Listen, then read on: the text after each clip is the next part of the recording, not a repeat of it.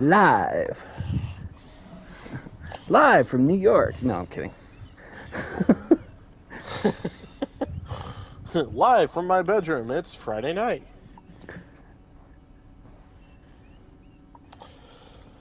Okay. Well, welcome back to Part two. 2. Of course, it's got to be part two. Oh my god, the one movie, and it's It's got to be like a two-part series. it's like my technical difficulty said yes, you need to talk about this movie twice. And I just maybe if I didn't show my bias, maybe if I didn't show my bias, it would be okay. But It's very apparent. By the way, this But place is a lot more comfortable covered in grass. I think if I time that just right. No, damn it. Oh well, that's okay. And it's like as soon as the other one goes off, the second one has to. Right. Yeah. That's okay. I got a nice plant coming out of my chair here. Anyway,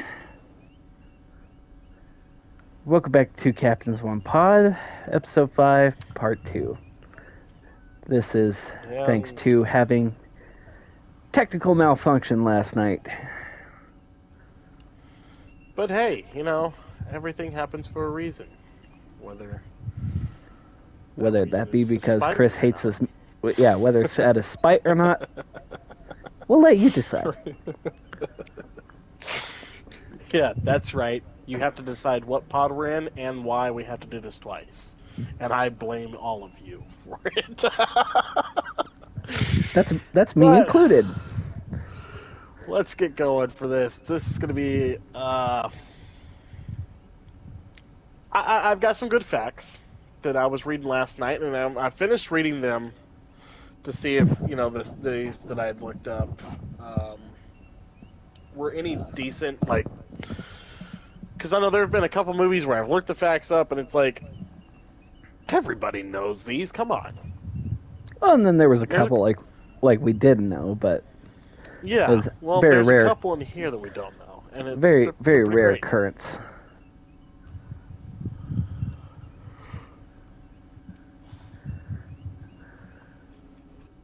But let's see. There were familiar faces from both Trek's past and its future. In addition to our beloved original series cast members, there were familiar faces in the cast that popped up more than once in the Star Trek franchise, including 2 Klingon chancellors.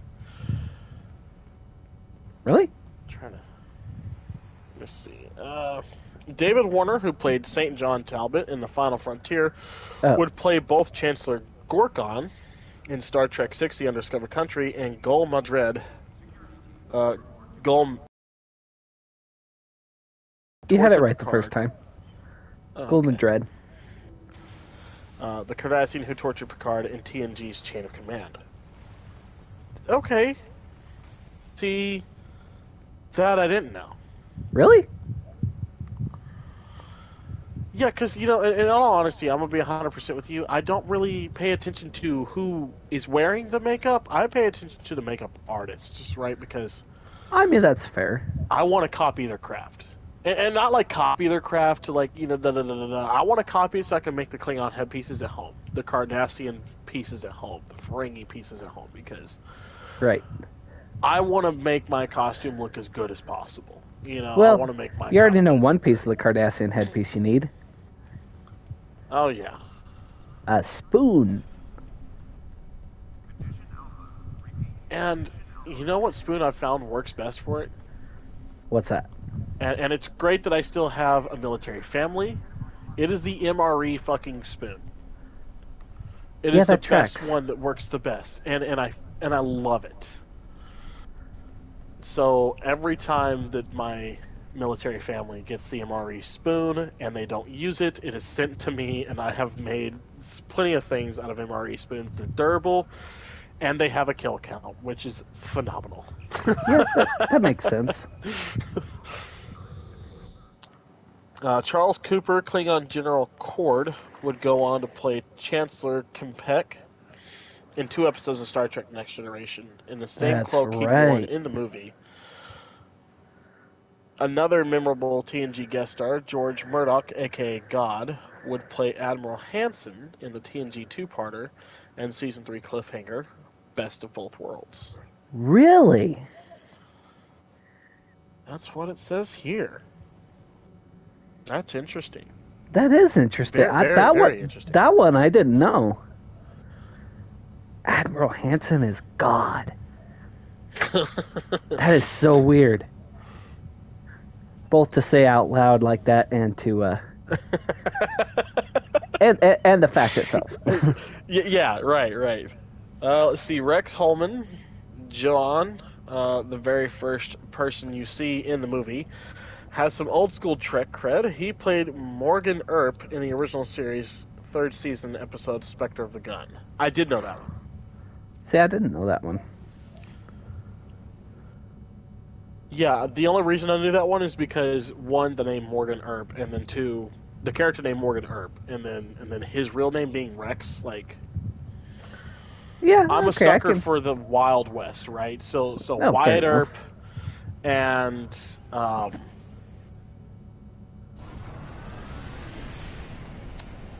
then DC's Legends of Tomorrow. You know, those characters. Oh, yeah, I gotcha. The guy shares names with both of them, and it's phenomenal. You love it.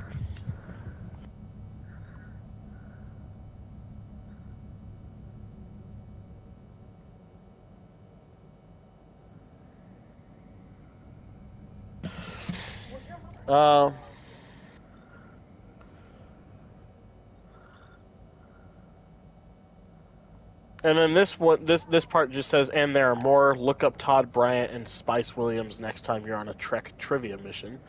No, that's your job now, ya dick. Yeah. Where are you flying around at? I'm in this big anomaly looking thing over here. Oh, there you go. Now I see you.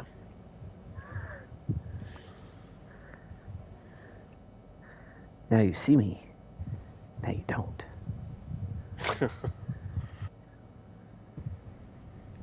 We're going through the portal. Do you think that's really such a good idea, Captain? No, but I'm fucking gonna do it anyways. Nope, fucking full send that bitch anyway. To the red shirt and beyond. How many people are dead? Everybody in engineering, sir. Fuck. I'm on the east side, I'm on the west side. Or no, I'm on this side, I'm on this side. I'm on the east bank, now I'm on the west bank. It's not that critical.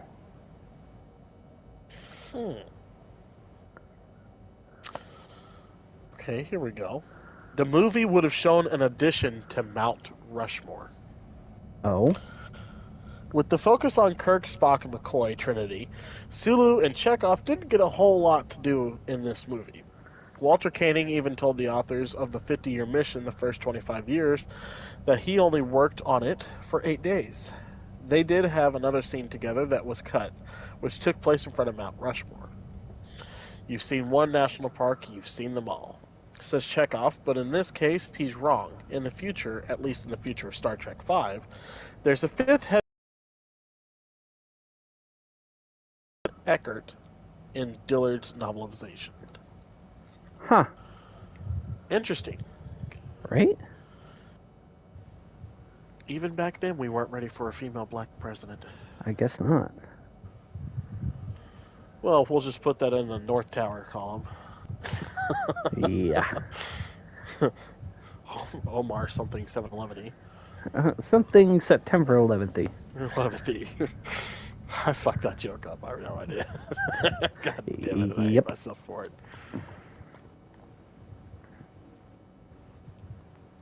That should be the primary mission. I have no fucking idea. Active mission. Yeah, okay. Yes, I have fluid dynamics. Yep. Setting course. The fan dance was more controversial than you think. I'm pretty sure I'm going to know this fact. I'm pretty sure a lot of you guys might know this one. Let's get into it. Also, love the fan dance. There's nothing wrong with it. It is phenomenal. And it's Nichelle Nichols getting to do what she grew up learning to do before she ever switched to acting. She was a dancer first. Really? Yeah. In her book, Beyond Ahura, which I have a copy of, she talks about how she started to learn how to dance when she was a very young child on into her teenage years, before she was given the chance to act. I am beginning Fluid Dynamics now. Right For better or behind for you. worse, there's a strange scene in the movie where Ahura must do a sensual fan dance in order to distract Cybok soldiers. Screenwriter David Lowery suggested it as a joke and was shocked when they loved the idea. Nichelle has great gams, so anybody would stop and take a look, and that's all we needed, said Shatner in the DVD extras. Of course he did. It's Shatner. Right. You asked that man about that kiss 50 years ago, and he still salutes that fucking writer. Yep, that sounds Michelle about right. Nichols was happy to do it. She was an accomplished singer and dancer who had toured with Duke Ellington and Lionel Hampton and was looking forward to having more of her singing in Star Trek, which we did get a taste of in the original series. I am Admiral Tuvok, USS Voyager. I will provide tactical assistance on this mission. Thank you. Your medium, the majority. We must enter the singularity. Okay. Shatner and Bennett told her that the final decision on what vocals would be used was Jerry Goldsmith's, but they'd let her know what he decided. And then they didn't. She wrote in her book Beyond Ahura that she showed up for a looping session, and Shatner, assuming she'd been filled in, said it was too bad about the music, and that he knew she would have done just as good a job. The song would be performed by a group called Hiroshima. Ooh, too soon. Nichols was crushed and ultimately disappointed by the scene in the final film. Which, having read that book, of course, that one I also did know. So wait, that's not her voice in that scene? Unfortunately not. That's so weird, because, like, it sounds like it absolutely could be her voice. Right. And I've seen that movie, and it wasn't until I read that book for the first time a couple years ago. Yeah. Like I said, it wasn't for the first time that I read that book a couple years ago that, like, I was like, oh shit, okay, so it wasn't her. I forgot you drift in fluid space. Yeah. That's why I, like, shut off my full impulse, like, long before I ever got to that thing. Right. I wonder if you know how they do in Tokyo.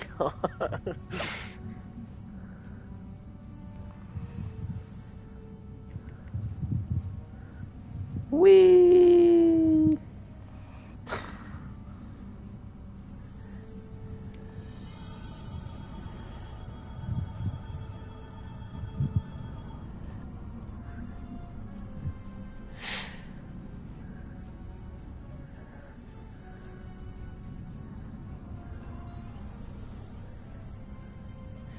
For those of you wondering about Nichelle's fan dance costume, she revealed during a fan Q&A that I was wearing me, and of course I had a G-string on. Yeah, that tracks.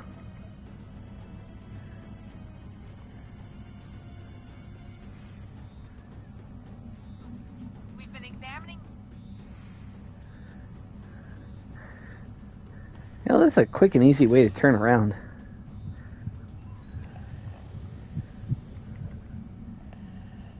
Oh, did you just drift to turn around? Yeah.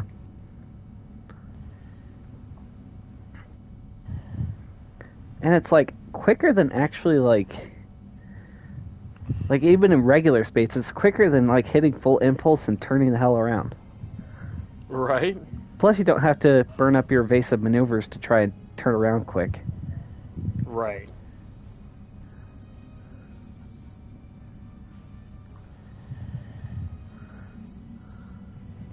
This landmass is unique in fluid, fascinating.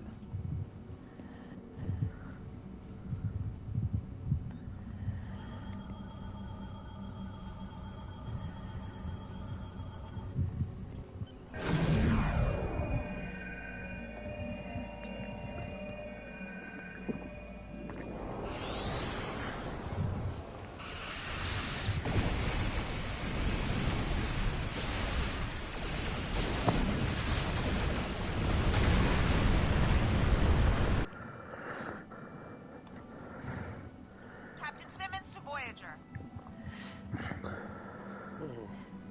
That beautiful, beautiful Constitution class just all tore up. Makes me tear up.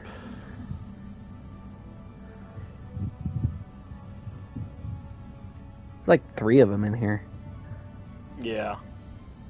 On the other hand, they're the Vesper variant of said class.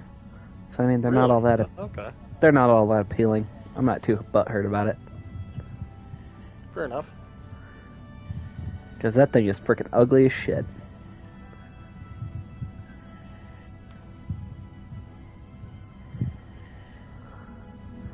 For those of you who don't know who the Vesper class is, as soon as we get out of this mission, I'll show you. And yeah, it's not pretty.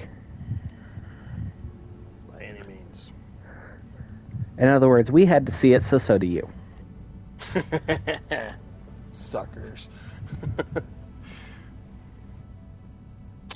The locations were challenging, but worth the effort. The climbing scenes were done in Yosemite National Park. That I knew. Yeah, that one I knew.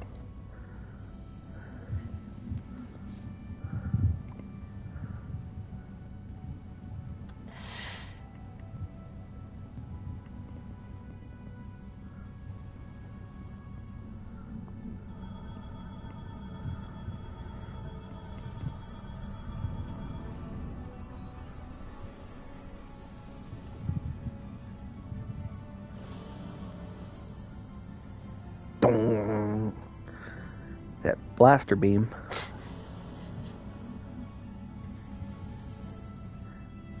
Which was invented for Star Trek the Motion Picture. I was about to say, every time I hear that sound, all I can think of is V'ger and how much we need to get the fuck out the way. Yeah.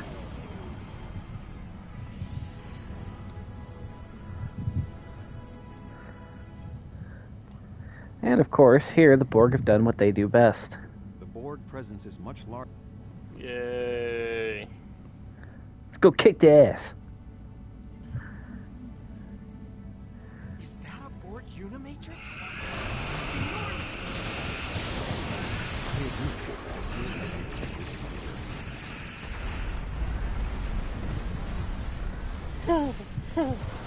He stood no chance. No, he did not.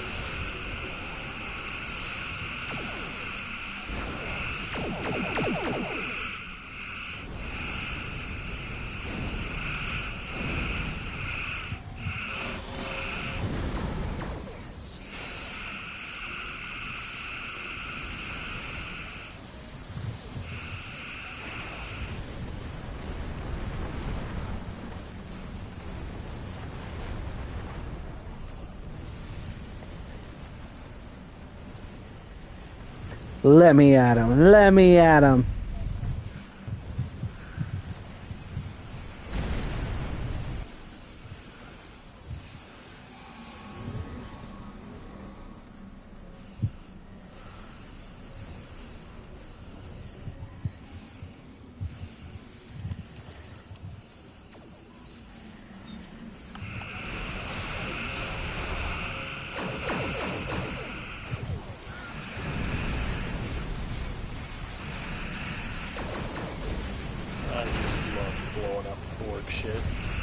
Oh yeah, you want more singing in Star Trek? Just wait till you get into Strange New Worlds. You said what? You want more singing in Star Trek? Just wait until you get to Strange New Worlds. Oh yeah. That shit'll blow your mind. Oh yeah, they have a full-on musical. Episode? Yeah. Yeah. I mean, it's great. It's a great episode. Don't get me wrong. A little odd to see a Star Trek musical, but you know, it wasn't bad. Yeah. It was actually one of the funner episodes of the series. Oh, here, Baba. We get to see I hear the phasers going off. So where the fuck is he? Must destroy it. kicking some ass. Oh, look at the little Genesis planet. And look at that big bang.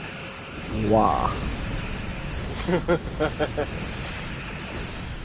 Now look at the big baby. Wow. I still think it's funny how Markiplier did that voice. Right. Wow.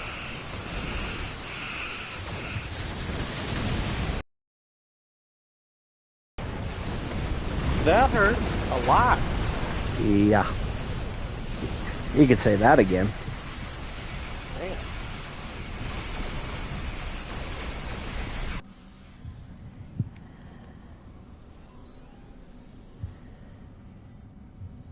I'm going back in. That shit wasn't right. Damn, Skippy.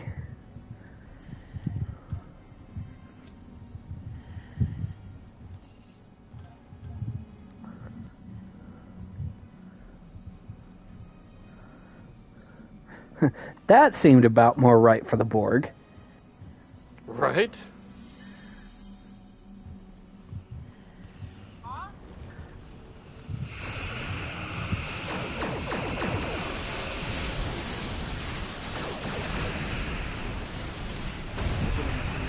Yeah. That's how it should have gone the first time. That's better.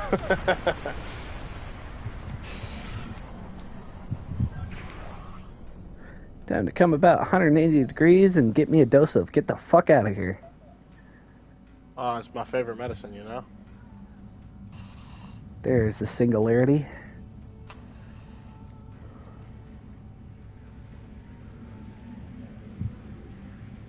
We'll just drift right on in. Dong. Get the fuck out. Bye, bitch.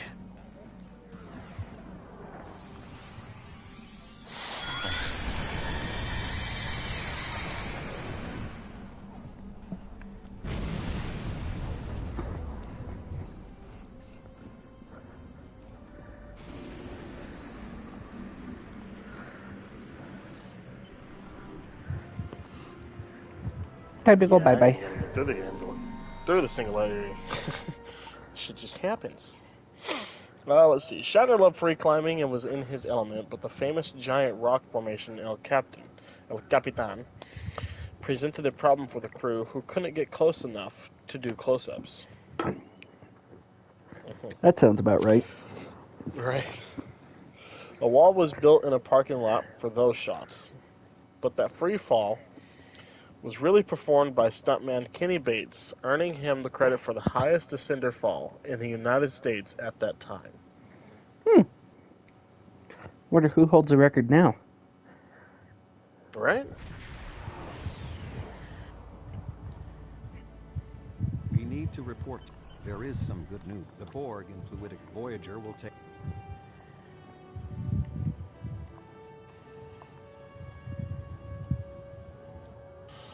Let's see, the Nimbus 3 scenes were filmed in Owens Dry Lake in the Mojave Desert. The location was also used in the movie Tremors, starring Kevin Bacon, 6 Degrees Achieved. Yeah, that tracks.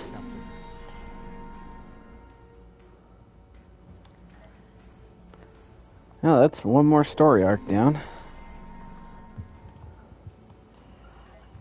Let's go speak with Lieutenant Farah, I guess.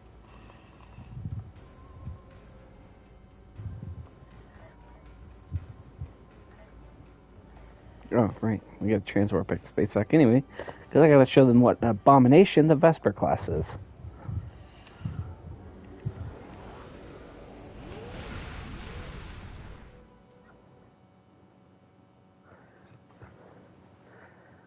I gotta show them this abomination. Mm-hmm. As for Shakari, that was filmed at the Torona Pinnacles in Central California. This unique geological formation was a popular location, also seen in movies like Battlestar Galactica and the original Planet of the Apes, as well as the video for Rihanna's Sledgehammer, released to promote the movie Star Trek Beyond. Huh. Isn't that where Vasquez Rock is? I believe so.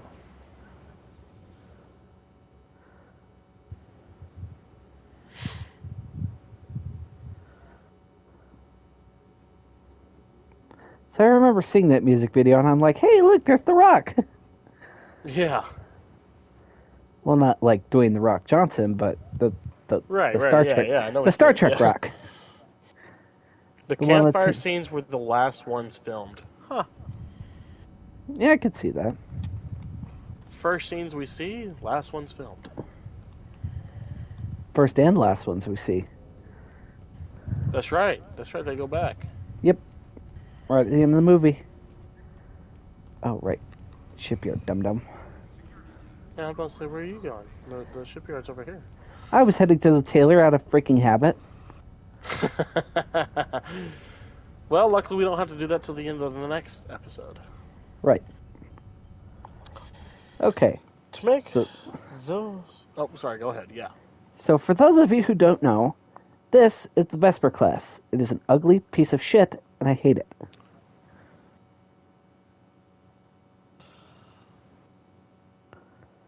Ugh. It's gross. Don't It try looks to like don't try to Excelsior my Constitution class. It doesn't fucking work. Yeah, I was about to say, it looks like the Constitution had sex with the Excelsior, and that's the fucked up inbred baby that resulted. Like it was hate sex. Like Yeah, the relationship, the relationship was absolutely. on the rocks, and that was the only catharsis they could find that didn't involve violence. It was hate sex because the Constitution class been out there doing all this shit, providing and everything for Starfleet, only to come home and be told his scenes feel special. It was the final sequence on the schedule with. We like. Oh yes.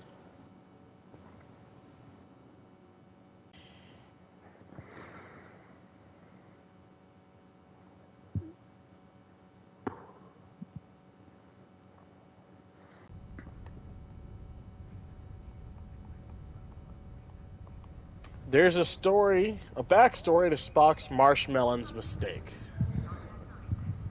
Oh. Okay. About those campfire scene marshmallows. In J.M. Dillard's novelization of the movie, McCoy knows that Spock is going to extensive pre-camping research, so he pranks him by getting a computer tech to change marshmallows to marshmelons everywhere they're referenced. That's also why he gets such a kick out of watching Spock say it. That one I think I've actually heard before. I haven't, but that is, goddamn it, that's such a McCoy thing to fucking do to Spock. Yeah, it is. Look, I will say this being a fan of multiple franchises, all of which have the two buddies that prank each other the most and have that love-hate relationship. Out of all of them, there has never been a better one than Spock and McCoy. I give Spock and McCoy everything before I give anybody else the time of day.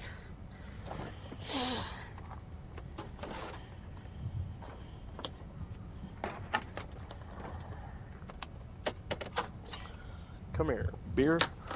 I'm gonna need some of you.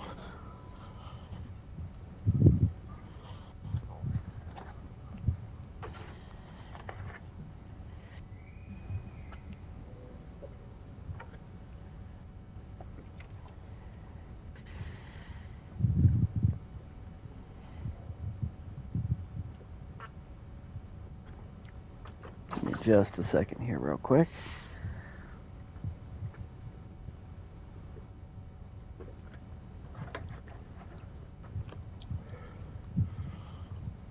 No worries.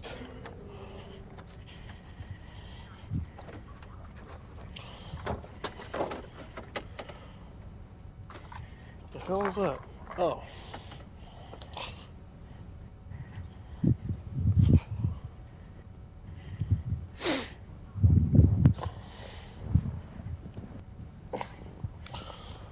They made a few mistakes. You don't say. This wasn't the first movie with an on-screen blunder, and it won't be the last. There's one right at the beginning, when Kirk falls off El Capitan and is rescued by Spock in his awesome levitation boots. Just before hitting the ground, when he starts his fall, he has a scruffy face. You know that? What was it again? So, before Kirk starts the fall, he has a full beard and scruffy face, and by the time he makes it to the bottom of the fall, he has a clean-shaven face.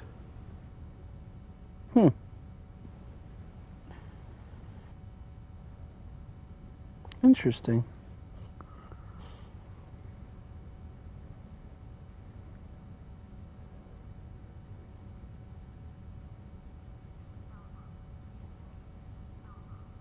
I did not notice that. When Star Trek lore tells us that ship only had 23 decks. Not only that, the lowest number is traditionally the highest deck. The bridge atop the saucer section is deck 1. But like the shaving mistake, it doesn't really affect the story, and it wasn't... And what the hell just happened?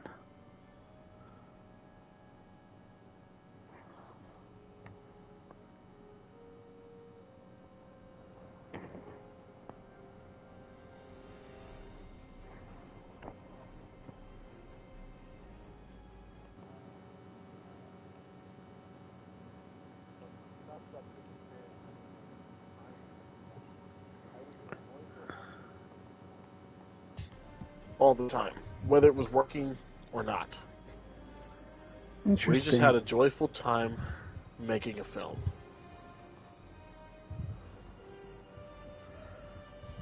Yeah, it just logged me out for whatever reason. Oh, shit.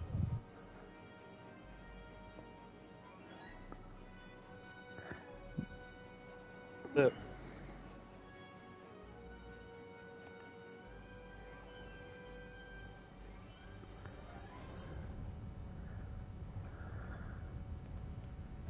Well, it put me back in.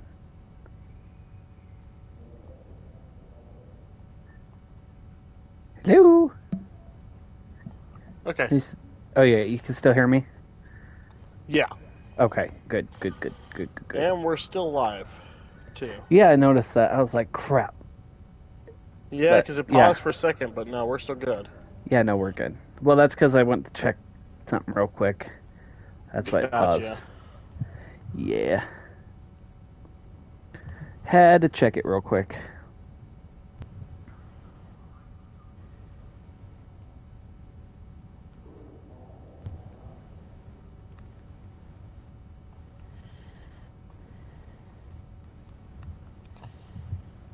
Let's see.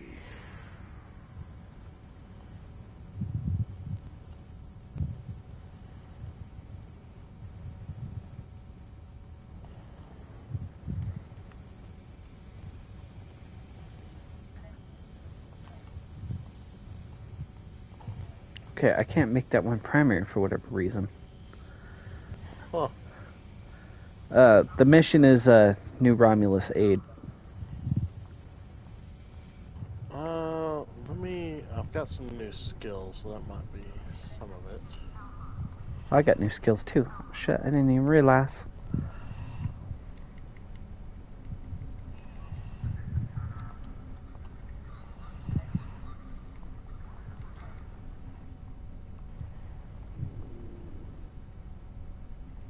Well, I unlocked reputation, but all I've got are events. Right.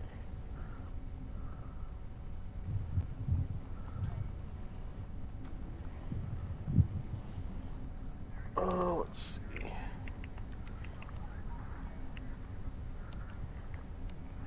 Well, it's not going to be anytime soon.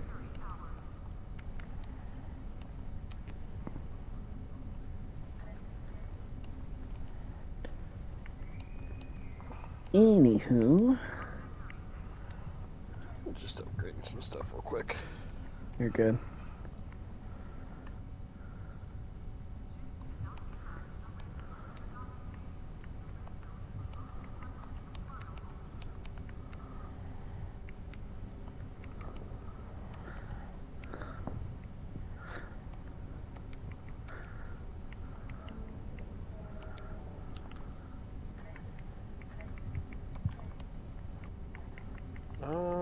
I do not I even have a mission. What the fuck?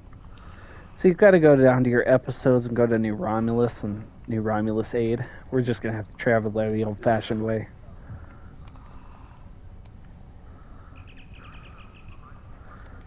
What a bunch of shit.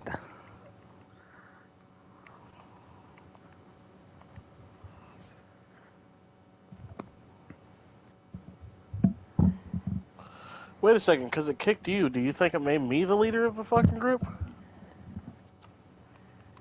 That's entirely possible now that I think about it.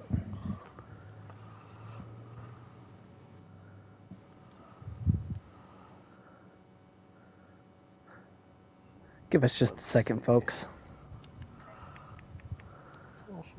Manage team.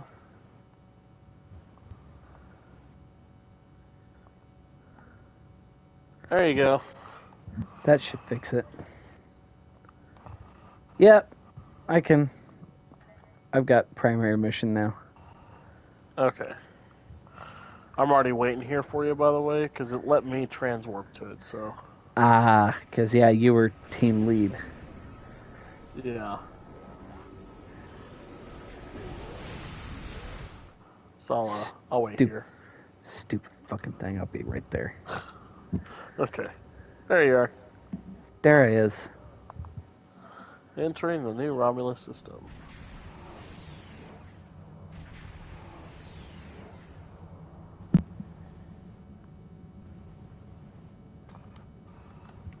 You're here somewhere. I heard you warp in. There you are. There we go.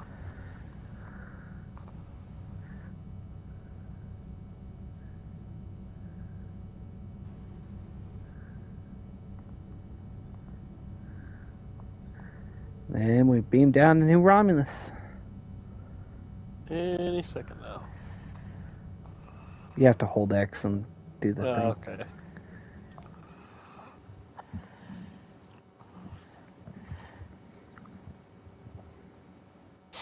We have the strength now. With the help of Starfleet and This is where shit gets really MMO. left of the Tal Shiar. Yeah. Be safe. We would be free. There are too few of us left to fight amongst ourselves. Military action should be our last option. I don't see how talking to them will be enough. But I'm a warrior, not a politician. If my people are to find a home here, there must be a leader capable of building a new future. Of looking past our differences to find harmony. You are that leader, Detan. Yeah, Detan. Since I was a child, hiding in the sewers of the capital with the reunificationists, I have worked toward the day when the Romulans would once again walk beside their Vulcan brothers and sisters.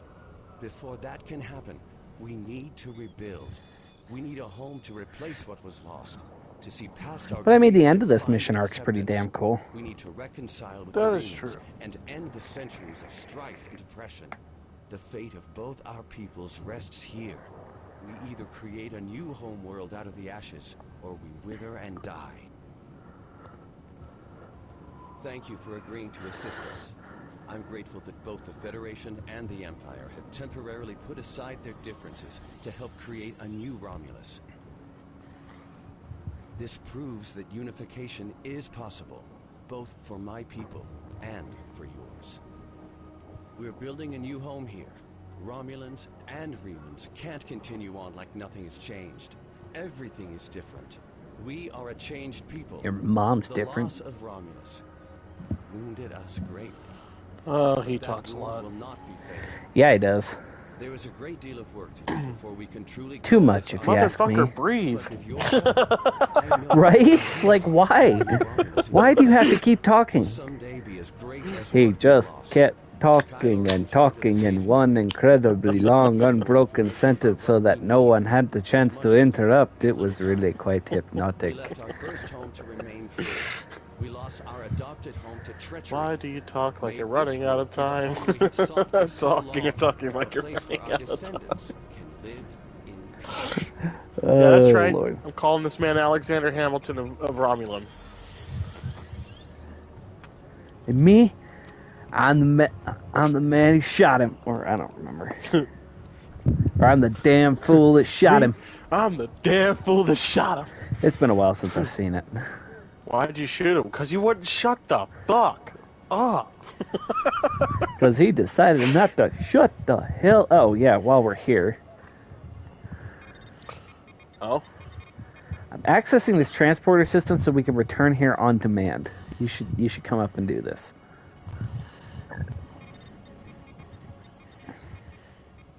Trust me, it'll make our lives a lot easier in the long run. Okay. Oh, right. I gotta talk to dipshit over here. I forgot about that. Oh, yeah. I done forgot about that. Let me brief you on the situation here. Oh, you're gonna brief me on the situation? Is that what you're gonna do? First landed on this world What if I don't listen? Bitch. after the Sun. I don't have to listen. I've heard this shit like 100 fucking times by now. Right? Most at home. We'll use the staging area as a landing I will site say for Star shuttle Trek craft. 5 gave us one of the most beautiful shots of the Enterprise A. Future shipping. Like when they get in the shuttlecraft and they're heading up to the Enterprise, like you see it in front of the moon, just What we do have is mwah, a case chef's of Yeah, kiss. yeah, okay, you know what? You're right. Colonizations left You're to right. find I Romulus. will give it that. You I will found absolutely what give it could be that. the sword of the Raptor Star, one of our most revered artifacts here of this world. There's still much we Plus the can scene do like when they're about right this about to world go and its through inhabitants. the Great Barrier. This That's creature, a great shot too. how did it adapt Oh, to yeah. the radiation that until recently I will made admit the this visual world effects are a little civilization? lacking. Recent scans are showing the radiation That's because they couldn't get ILM for that movie. I don't remember what studio they used, but because ILM was busy It was, making something. We found ruins that It was date back to the Sun right? That Drain movie came out? beneath Yeah, them. yeah, Yeah. 1989. So, would have been 88.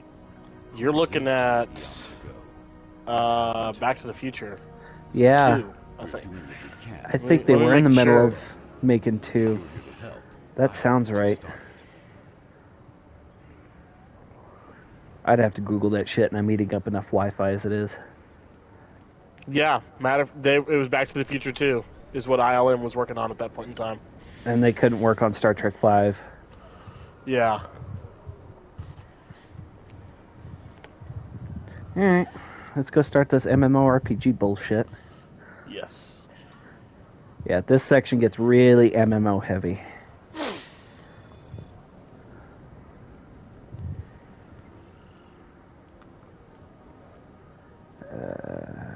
Oh yeah.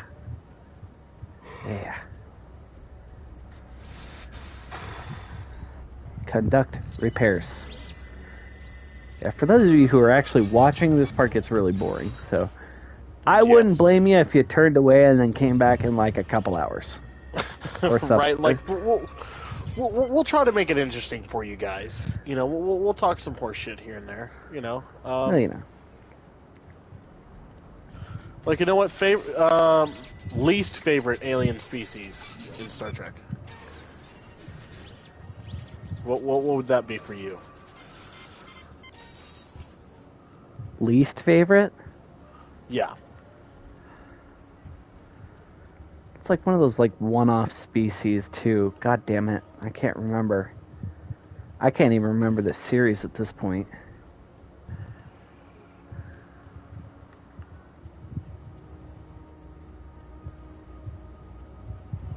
I gotta say, I'm, 100% the Vorta. Well, I still like the Vorta are my least Vorta. favorite. Like they're they're the ones like that I love to hate. You know. Yeah, okay. You know what? You got a good point there. I guess I'll take it. I wouldn't say they're my least favorite though. Like if I had to pick a species that I just hated, oh gosh, what does my space racism say? I mean, I am space racist against the Vorta. Let's just be honest here. Probably the Xindi reptilians.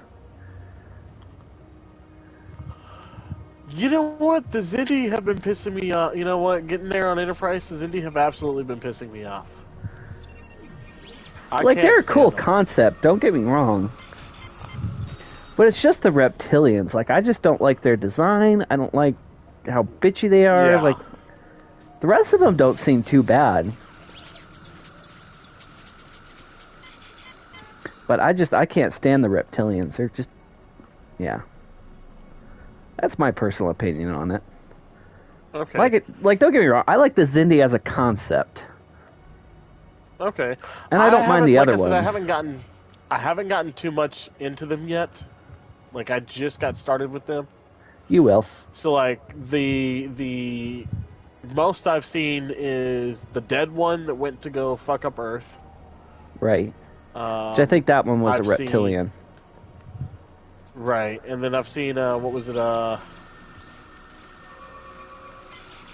Probably when they try to prison break that one dude. Oh, yeah, and they did the simulation thing. Maybe. I don't know. I'm not sure. It was, It was like a humanoid kind of guy? Or no? Yeah, like he's humanoid, but they gotta, like, they're on that planet, that mining planet. Oh, and they gotta climb out of the... Yeah. That one... I think that one was a humanoid. Yeah, he was humanoid. Because, yeah, he definitely wasn't a primate. But I know that motherfucker pissed me off, too. Because there's the primates, the reptilians, the insectoids, the sea creatures.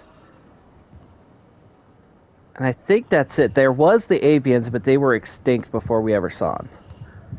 Ah. Like there's a skull of one in their, like, council chambers. Oh, shit. Okay, I'm gonna have to pay attention to that one. Not because they... No, I don't think it's because they killed it. Fuck, I can't remember. It's been so long since I've seen that particular season. Like I said, I like the Xindi as a concept. Right, because it's like if everything on Earth, every species on Earth got, Was intelligent. Well, at least... Well, there are some species on Earth that could probably be as intelligent as us. Right. But like... How did you get in here? Allow me to introduce myself. I am Sub-Commander. But like, yeah, you know what I mean. Yeah. Individuals interested in the future. But let's see. Don't patronize me. You mean the Tal Shiar. If you want to be blunt, yes. What do you want, Sub-Commander? Least favorite Star Trek Online character, other than Modron. That's even then, that's a tough one. Sela. You should have said other than Modron and Sela, because like those are the two that we hate the most. Right. Make it challenging, other than Modron and Sela. Contact my office during business hours. Like going through the Iconium bullshit, I would have said Taket, but like Taket's just misunderstood, honestly.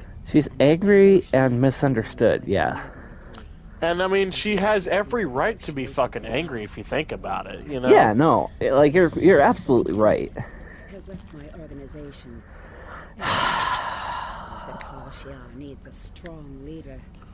You have a Okay, this is gonna be a hear me out. Okay.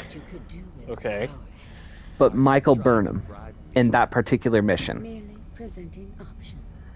A wise man. Because she's like, no, don't kill, there's a better way. Like, no, just shut the fuck up and let me shoot the bitch. I was instructed Yeah, you know what? You make like, I total get sense why for that that's one. the right I get choice. Like, I get that's why that's the right choice, but don't go holding your bullshit over me. You haven't, you weren't there. Get off your fucking high horse, you. Thank you. Yes, that's what I was piece of trying to say. Like, get off your high horse. Like, not that I'm not happy that she's in the game. Like, not that I'm upset that she's in the game. But, like, I don't know. It just didn't feel like It just didn't feel like they portrayed her all that well. But that's just my thing. Right. Like, you weren't there. Like, you haven't seen the things we've seen. Shut your ass up. That and her character in the show seems to be totally different. Right. You know? Like, her character in the show, you give a reason to fucking kill something, and she gonna fucking kill it, you know? Yeah. As long as she has good reason, which, in that particular mission, we definitely had good fucking reason. Good reason, yeah. Alright, what do we do now? Submit recording. Oh. Yep. And now we're going to the warehouse. How do I submit the recording?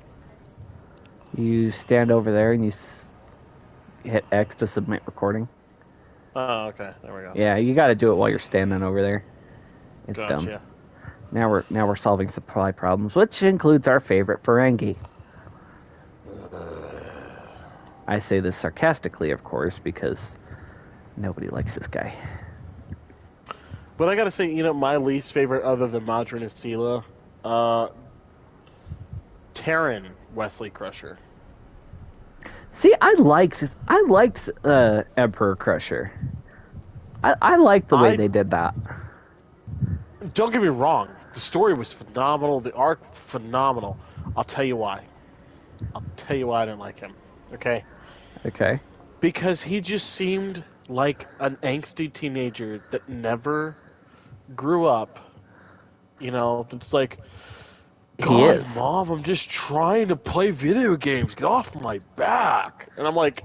He kind of is. Yeah. Like, I'll give you that much. Yeah, and that's why I can't stand him. There's a reason for it, and that's why his progression at the end of that story arc means so much, is because he's finally growing up, and he's able to do what he's actually wanted to. He's had the Terrans pushing stuff down his throat all his life.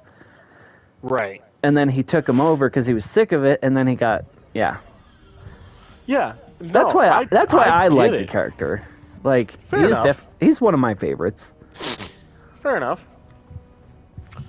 I just, like I said, I just can't stand the angsty teenager shit. You know, and it's mostly totally because I was that angsty teenager, and it just... Fair enough. You know, it just brings back memories I wish I didn't have. Right. You talk to him. Madrin, you got fat. He's always been fat. Is it just me or did he get fucking fat? No, he was always fat in these earlier missions. We gotta go that way. Like Galaxy Quest. Wait. That way. You were holding it upside down. Man, I actually thought you were smart. What the fuck? It just changed again. Like, I shit you not. It had... Oh, no. They're all over the place. Okay, that's what's tripping me up. Is there's circles in each one of these, and that's what's throwing me off here. Okay. Yeah, you already checked this one over here? No. No. I checked the little manifest thing. Okay. I'm gonna head to this one over here. Which one? Oh yeah, okay. So I was like, why the fuck does the arrow keep changing? And then I looked at the whole map, and I was like, oh, I'm just stupid. Like, fuck. And of course, this place is a goddamn maze. Right.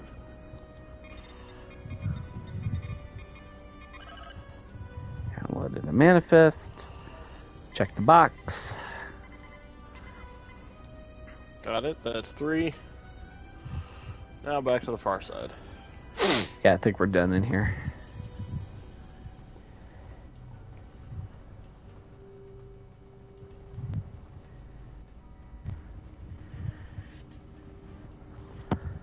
But yeah, like that, and like I said, that's the only reason I dislike Michael Burnham in this. Yeah, fair enough. Hey, fat ass, you want a Twinkie? Well, especially, like, if you think about it, like, that's her, like, post-Klingon War before she went into the future and supposedly got on this high horse that she's on. Right.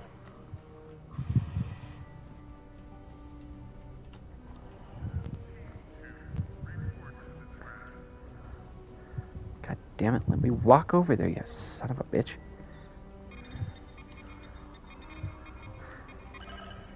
Okay, where's the box? Box is over here. Box of rocks. Mini much moose.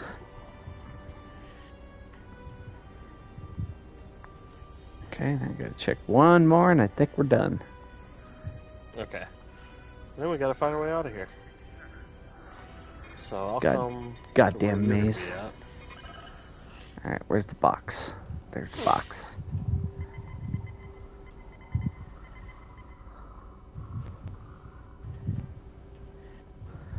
Alright, now we gotta go talk to Fatso in the frickin' office. Come along, McFattass. Son of a bitch. There's the door. I found the door. Hey, when you speak to Madra next, tell him the Ronald McDonald Foundation has decided to pay for his diabetes treatments. Jesus Christ. I know I'm wrong for that, but fuck it. That was bad. No, I think you're right. I think he is, like, bigger than normal. Yeah, like I said, he looks fatter than normal, like...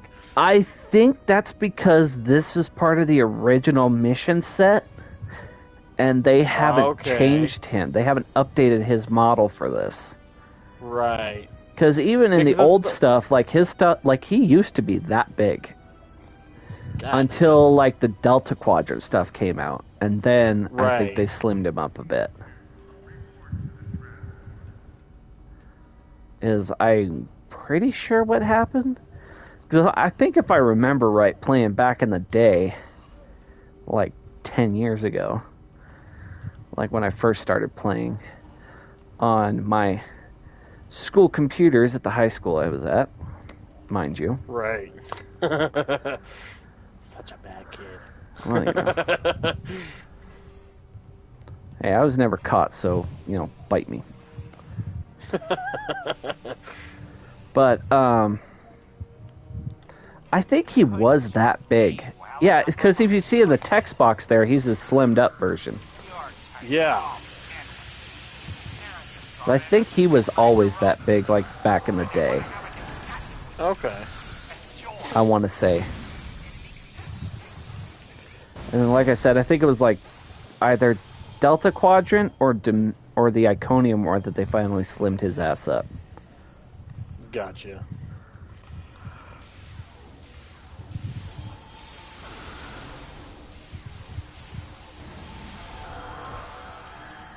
How dare you try and Kirk kick me, you son of a bitch. Dude, you want to stop fucking up my doctor? God, I just love the sound this phaser makes.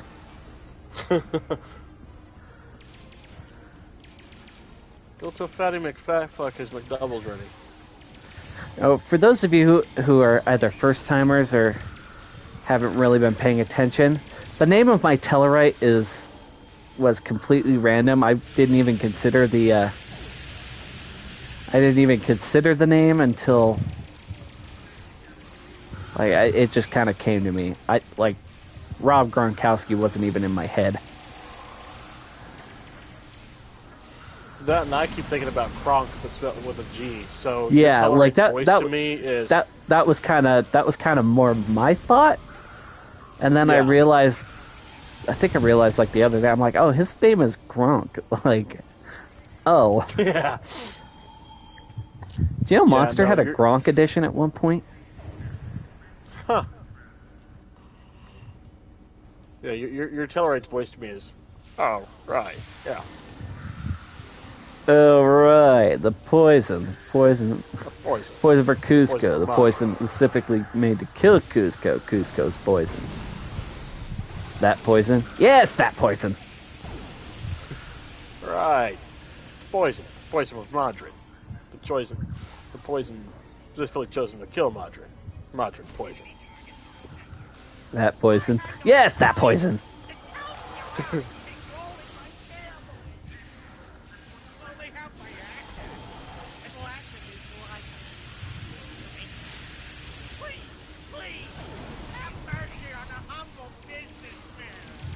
Shut up, Modron.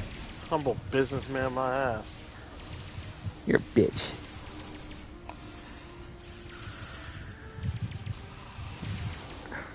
You leave Valkyrie alone. And yes, her name is Valkyrie because of the Valkyrie. It's not Valkyra. Oh no, her name is Valkyra. But still, it's yeah. It's because of the Valkyrie, alright? I'm tired. I've been drinking. It happens. Happens to the best of us.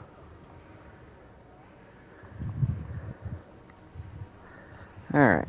What's our next mission there, pointy-eared boy? Come on. Another recording. Great. Yay. We've got a walk ahead of us. Hold on, let me set this to...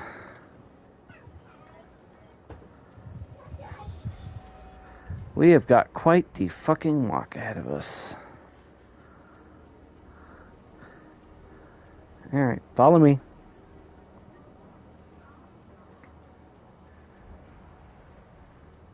Grunky peep. I don't know why that came to mind. I like how we both had just a singular science officer with us.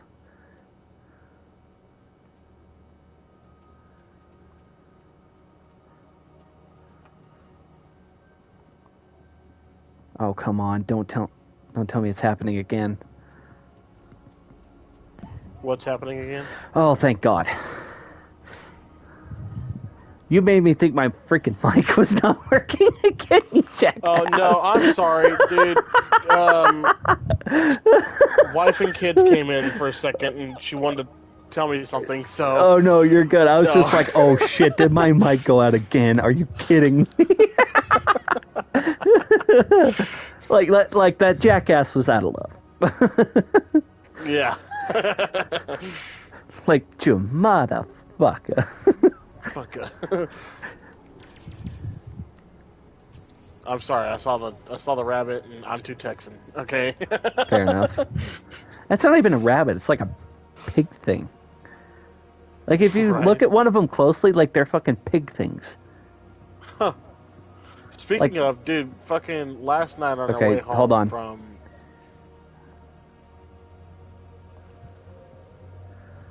Okay, we take a left up here. Take the left turn to get to Albuquerque. On our way home last night, we're going down those fucking back roads. And, like, you know, those kind of back roads that ain't got no lights on them. The only lights I'm well aware. From your... Oh, yeah, I'm well aware. Well, fucking, all of a sudden, I just see something move. Oh, kind of turn pink. And, like, a few moments before I saw some deer, you know, slowed down because of the deer. But I just see something move out of the corner of my eye. It was kind of pink. So yeah, like, if you that is. Yeah. It's a pig looking thing with little antenna, antlers, whatever. Anyway. But come to find out, it was a fucking wild boar, and I mean, I'm talking like this dude had to have been 400 something pounds. Can't you like legally hunt those down there? Oh yeah, like all year round too.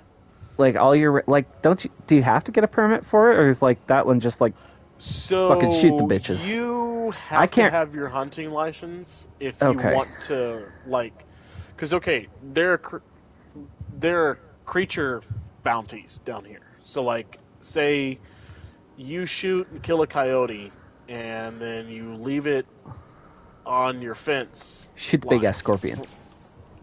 For the game warden. All right, the game warden will come pick it up and cut you a check? You know, cut you a check for it. Same thing with boar, but you have to have proof and you have to tag them. Oh. You have to have proof of your hunting license and you have to have current tags. Okay, but you do have to have tags for them. Right. Which I can't imagine the tags would be all that hard to get. No. As long as you have the hunting license. Yeah. Now, say I go out on my grandparents' land, I see a wild boar, and I decide to kill it. Shoot the motherfucker? And then... But I don't have my hunting license. Well, that's okay. Because as long as I don't try to claim money for the boar, and I keep it on my property and I hunt on my property, fully okay for me to do whatever I want with that boar in my own But there's no limit on those. Not that like, I know of. Like I remember talking with my dad about it one time. He was talking about it. He was like, "No, I don't think there's a limit on those. I think you can just shoot them as much you want." Yeah, but that was also my like grandparents live. That was also like 10 years ago, so I have no idea because we were watching a show on it or something like that, and he was saying that. So I was like, I don't know. Yeah, the area in which my grandparents live, it's as many as you can take on because they're a real fucking problem down there. When I do have my license current, I go out and I help out on some of the other farms in the area. And then whatever I kill, I tag and take home. I was about to say, do they pay you for each one, or? Yeah. Oh, okay. So, I mean, it puts a little bit of extra money in your pocket. Oh, yeah. And it helps, too. Like, that money has gotten horse feed before and so on and so forth. Horse dental taken care of. Like, is it a pretty substantial amount of money? So far, currently, like in the last couple of years, it's been about $100 per pig. Oh, crap, I'll go down there and shoot like frickin' 10 of those suckers. Right. Coyotes are about $25 to $50. It depends on how big they are. And so anyway, I just started blasting. Yeah. I got some homemade grenades with me. We'll take those bitches out.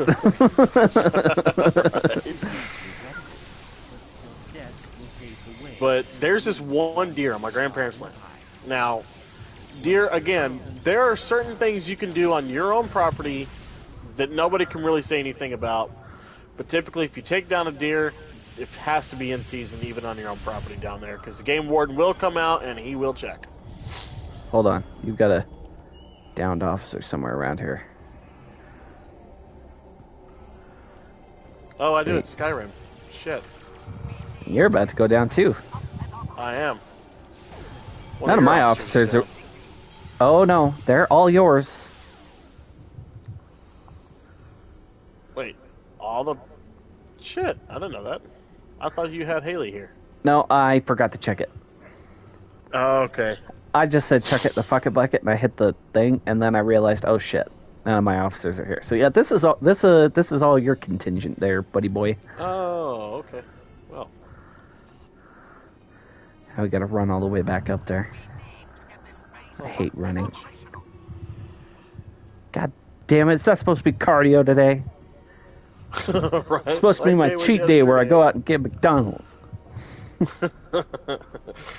Modrum was buying too, man. This is bullshit. Yeah, but we all saw how that ended. I don't want to be that big. That's true. But yeah, there's this one deer. This deer is smart as fuck. It knows when season is. He is a fucking 10-point. And I will see him all the time throughout the year. But the moment deer season starts, that motherfucker cannot be found. That sounds about right. It's like he knows. Yeah. He knows his life is in danger. He's like, I'm in danger. Yeah. So I've given him a name. It is Bitch Boy. Bitch Boy. And I'm pretty sure if I... What the fuck? He just drop kicked me. Yeah. Like I said, these guys will Kirk kick you any chance they get. You fat ass mom back here. Oh, good. The respawn point unlocked. I don't have to go. I don't have to run all the way back. You motherfucker! Yeah, that's what did it to me. And oh shit. At least we don't have to start all the way over. Like we unlocked the respawn point, so. Help! I've fallen and I can't get up. Can't get up. Speaking of bitch boys.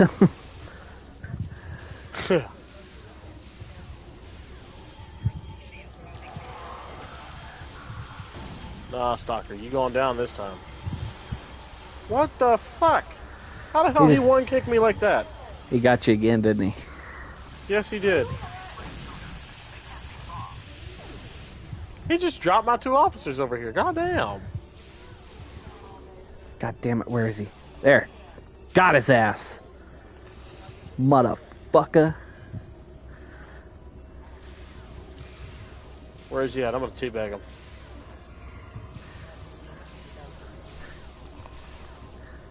Wait. I've almost got the aim right on this. Oh, I disappeared. I vaporized his body.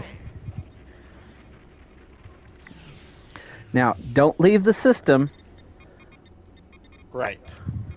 Or the area until... Yeah. Fuck, did we forget a prisoner? No, he's over here. No. Come here, motherfucker. I'll say we couldn't have. I'm like, did we forget one? Like, did we leave one back there? Watching the surveillance. Man, the surveillance camera on this shuttle is almost cinematic. He is only one man, however. If misfortune were to befall him, perhaps his replacement would be more accommodating. I have no interest in making martyrs, Sub-Commander. Attacking Detan directly would be yet another distraction from the real issues on this world. In Real this case, issues. some assistance may be required. You understand the situation. This world's got real issues. It's a bad problem made by really bad people. But thank God you've got me. I'm gonna do some really good things. Okay, I'm the best at doing good things. The best there ever was. Yeah, that sounds about right. Best and most powerful trophies will be yours. I expect something better than that grunting beast by the river. Of course. It's done. Starfleet and the Klingons will be our prey. Once they are gone, Detan and his followers will be yours to command. I really like how they thought this was a foolproof plan, and it ended up blowing up in their faces. I mean, that one dude was dressed like Shredder. They should have known.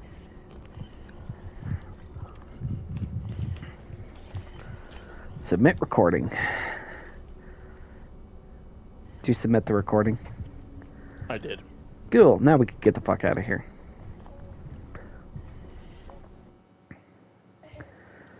And we'll have to kill this big-ass scorpion.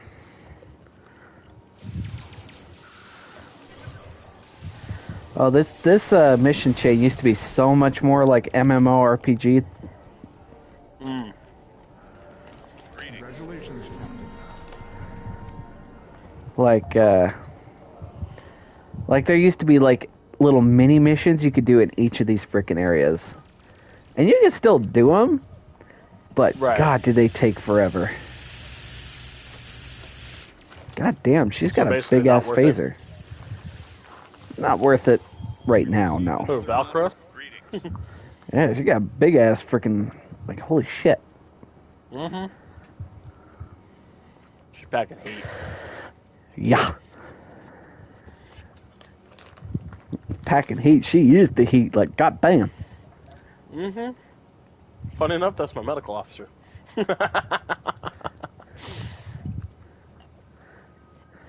Oh shit, Doc's packing heat. Who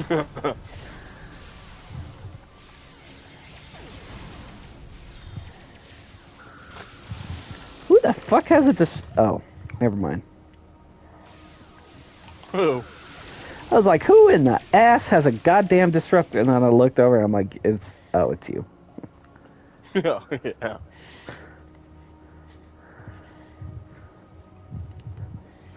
Dual disruptors at that.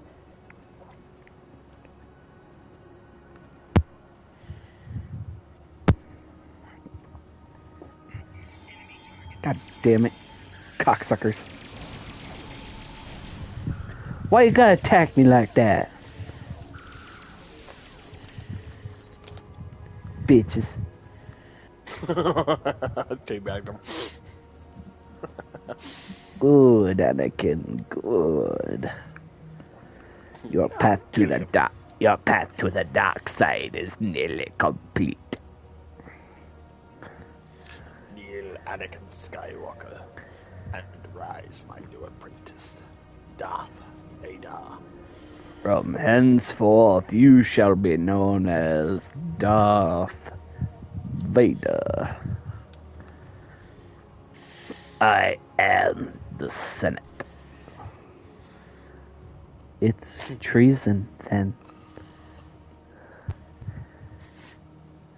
Goddamn, do I love that movie. Dude, for the 20th anniversary, which that hurts to say, for the 20th anniversary, that movie's coming back into theaters in May. I know, I'm freaking pumped. And I will be going. I live in a small enough area, it may not come to me. I don't know, we'll see. That would Better. suck. Better, though. I'm gonna be pissed. If it doesn't, I'm just gonna jump. Right.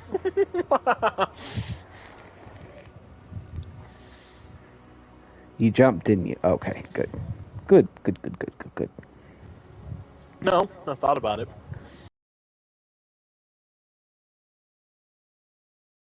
Dad, so can't do that.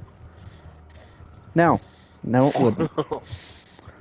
Like she just pipes in from the back. No, it wouldn't. Did you see that? No. My doctor jumped. Well, she had enough of your bullshit. It's okay. You can regroup your. No. Must get a new ship physician. It's fine. She was Klingon anyways. Jeez. You know we're allied with them now, right? She scares me. She should. She's fucking Klingon, you dingleberry. Oh lord. Oh lord, not again. Yeah, we can use her big phaser right about now. All right.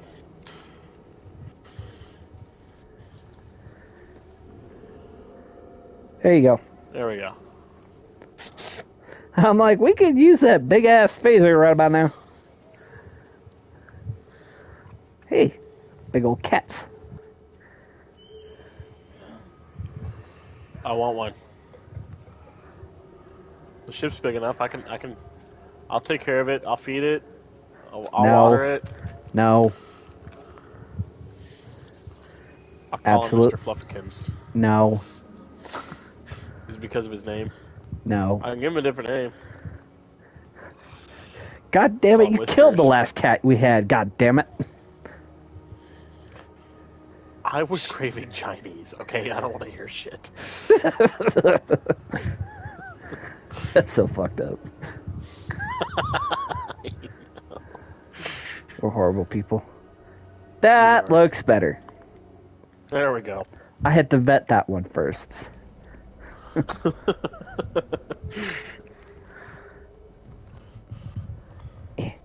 You know who I haven't seen on a mission in a little bit? Oh, wait, no, that's your other character. Never mind. Yeah, that's the other character you're thinking of, buddy boy. Yes, I know how to change auto fire settings. Why are you telling me this? Oh, oops.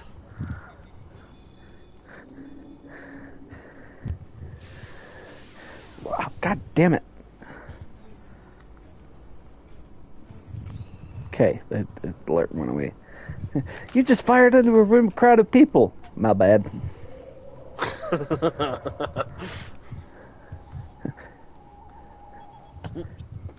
Like the Chad character on Saturday Night Live. Okay. Yeah. My bad.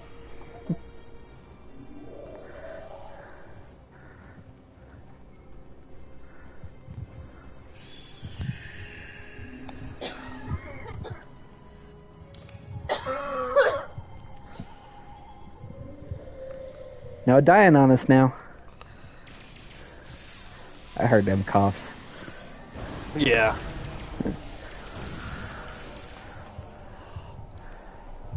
John said no dying on us. I do know. If you leave me alone with the kids, I'm gonna kill you. I will bring you back from the dead just to kill you myself.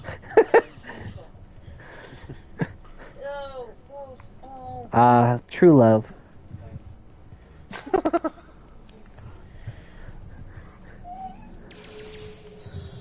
Stupid little scorpions.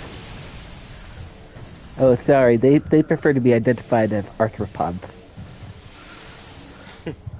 I said what I said. I said what I said. Stupid fucking scorpion. Oh, god damn. What just came out of the fucking cloaking field?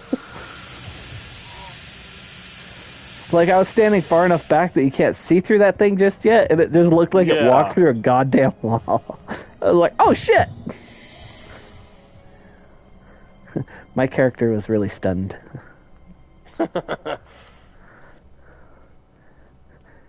God damn, when did they get the ability to walk through walls? Fucking kill it! Some of the interference.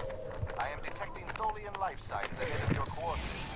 Speaking of spidery motherfuckers. I wouldn't call them life signs, but yeah. Nice smacking of a Tholian web. Real effective. Right?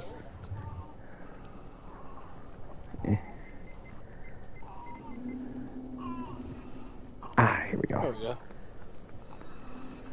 Intruder, converged, location, deadly force. Try it, bitch! See what happens. Oh. Just popped my leg. Yeah, that didn't sound fun. Oh no, that hurt. Okay.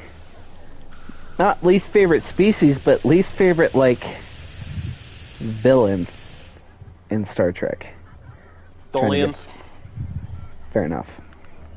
Like trying to get back on topic here. Yeah. Tholians, absolutely. I'm with you on that. Fair enough.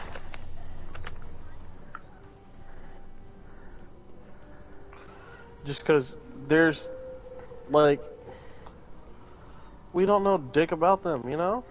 It's like I think that's why they're just a little bit more explored in this game than they are in others, and other iterations of the franchise. Like that's what this game does really nicely. Is this game like expands more on what Star Trek itself barely touched on. Well, right. Prime example being the Iconians. Right. Which we never saw, but now we have due to the game. Well, we even get more about them than we have ever gotten, like, ever. Yeah.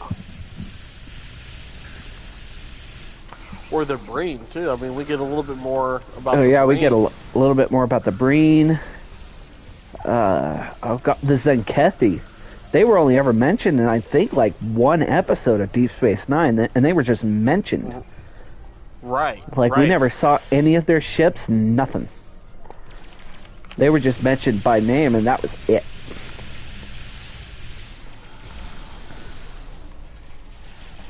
I mean, like, they saw opportunities, and they took them. Yeah. Or, like, what's another one? Like, there's, like, a few more. Or, like, the Herc, who we've heard about, we've never heard their name. Right. But they were the ones who brought the Klingon Empire together all those years ago. And then even a deeper dive into those that we know a lot about, such as the Klingons. I mean, right. And how the Klingon afterlife truly does work. Mm-hmm. And we get proof that it's fucking real and you should be terrified of it. Absolutely. At least the hell side of it. Oh, God.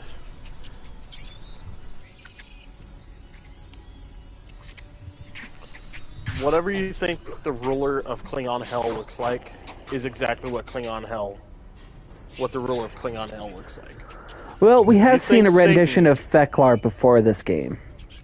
And that was in the Next Generation episode, Devil's Due.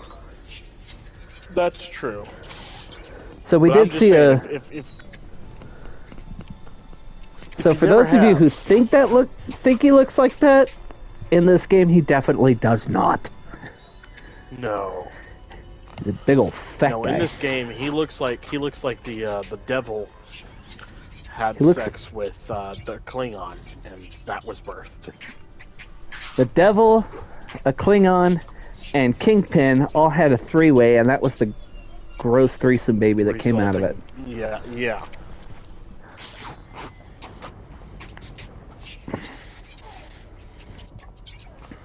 We're still not sure who the father is. We gotta contact Maury on this bullshit. But unfortunately, Maury is. You forgot to submit the recording. But I didn't exit though, so it's all good. Oh, okay. I thought you did. I thought you did, and I was like, oh no. Yeah, no. I was like, because it came up as I got close to the door. It came up submit recording and then exit the cave. And I clicked it. What I thought was submit recording. I was like, okay, let me unclick this real quick. That's good. That's good that I got to you in time. Okay, this is where I say that like putting that transporter code in at the beginning was very very helpful. Let me just make this a primary. So we're gonna go over here. Hold on 1 second. I'm gonna mess around with something real quick.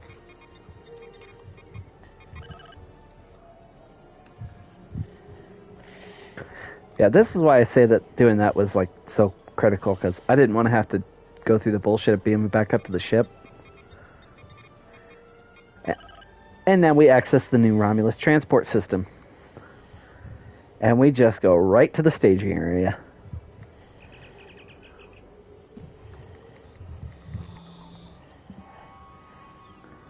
And that solves our goddamn problem. And then we just walk over to the embassy. Problem solved. Oh. Beautiful. Indeed. And that's the way the cookie crumbles. Ooh, that reminds me. I could go for a crumble cookie right about now.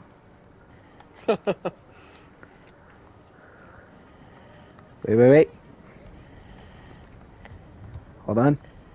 Stand by. Oh.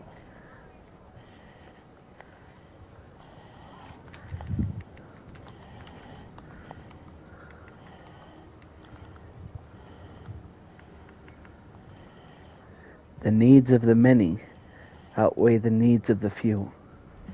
Or the one. Anyway. You have been and forever shall be, my friend. There's no one who could ever compare to that voice. No. Like, I've heard some pretty good imitations, though. I really have. Right. Like, have you played or heard of Star Trek Resurgence? I think you've talked to me about them before. Like, the guy does, like you can tell, like, it's definitely not Leonard Nimoy, but he does kind of sound like him. Right. Like, it's pretty faithful. Pretty faithful voice, as well as interpretation of the character. Right. Great game, though. That's one I'm gonna have to. That's one I'm gonna have to put up on the good old YouTube. We don't have a visual record of the sword, but the one we have matches written accounts, and a quantum analysis shows signs of master work. Something like this could have only been made by Yeah, I don't think so. We were right to come here. The sword will become a symbol of our reborn civilization. You were saying there was an earlier culture. What do you know about that? Okay.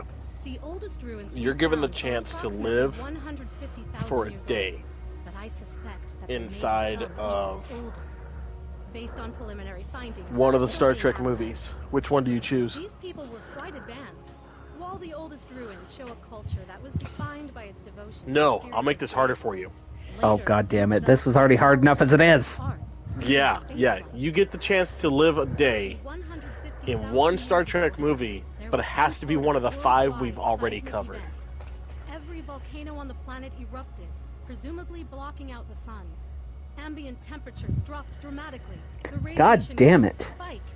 We're still Oh, and I'm about to fuck with your answer too. So like, okay, I'm gonna tell you what day you get to live in Okay. this. So, I'm not gonna make it too bad. Not like that one game. Like, tell me a superpower, and then I'm gonna fuck it up for you. Right. Well, no, like that game's actually fun. Oh, it is. But I'm not gonna be like mean to you about it. Not like that game can be. We would have to send down Anyway. a team to investigate, though, and it is quite dangerous. I wouldn't send anyone down without an environmental suit. I could go myself, but I'm not ready to authorize you to do that, Doctor. Well, People have two we're free waiting. scientists left. You and your crew. Oh, I'm sorry. What movie did you choose? Oh, okay. I have to choose a movie, and then you get to pick the day. That's how we're doing this? Yes, oh, okay. Yeah. That makes more sense now. I thought you were going to tell me, like, what day in each movie, and I have to pick from those. Oh, no. God damn it, that's a hard one. Are you willing to see it through? Right. To the end?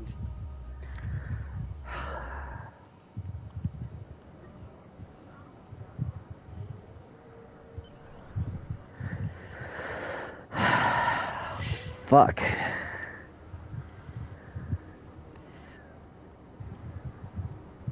I'm trying to think of what could possibly... So I'm, like, trying to think of all the fucked up things you could do here. Like, I'm, like, trying to think... because I'm trying to just think of, like between two evils here. Except it's between 5 evils, and that it's beside the point. Right.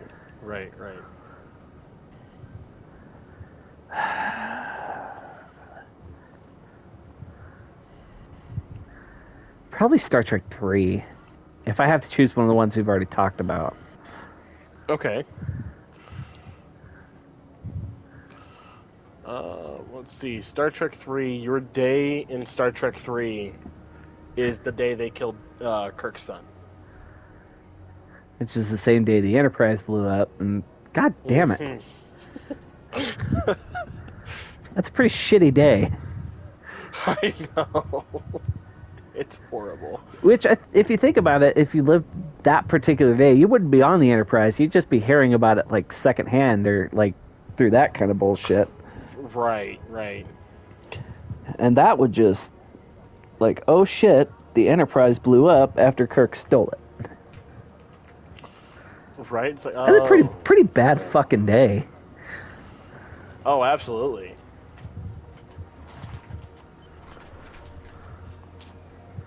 Oh, goddamn. No, I don't want to review the footage. Some bitch.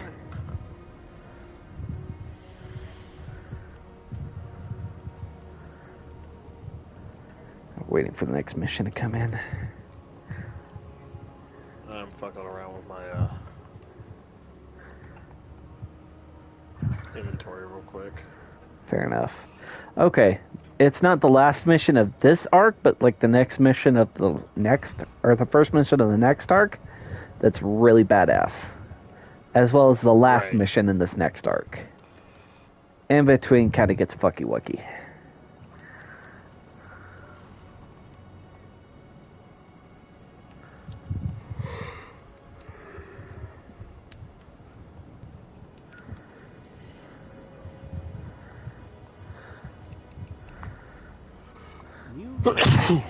Excuse me, hold on. Alright.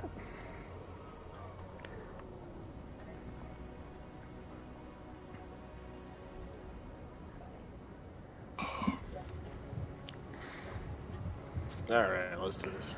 I think we got another long walk ahead of us. Well, okay, no, not that long. Come back to the transporter.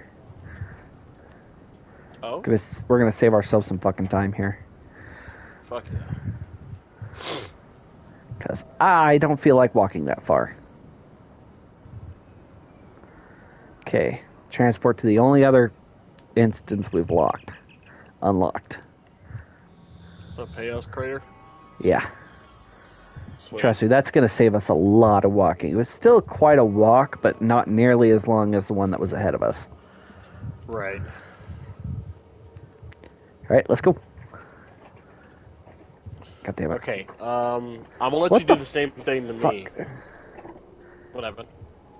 Oh, no, like I just hit some kind of invisible wall, but not an actual invisible wall.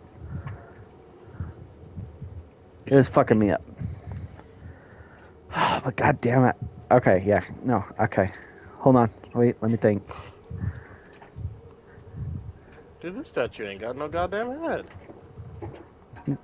No, it doesn't. Probably doesn't have a penis either.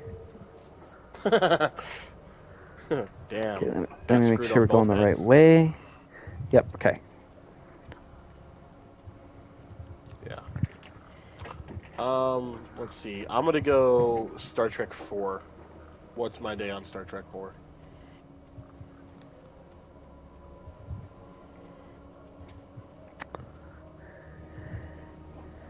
Your day in Star Trek 4. God damn, I can't really fuck that one up.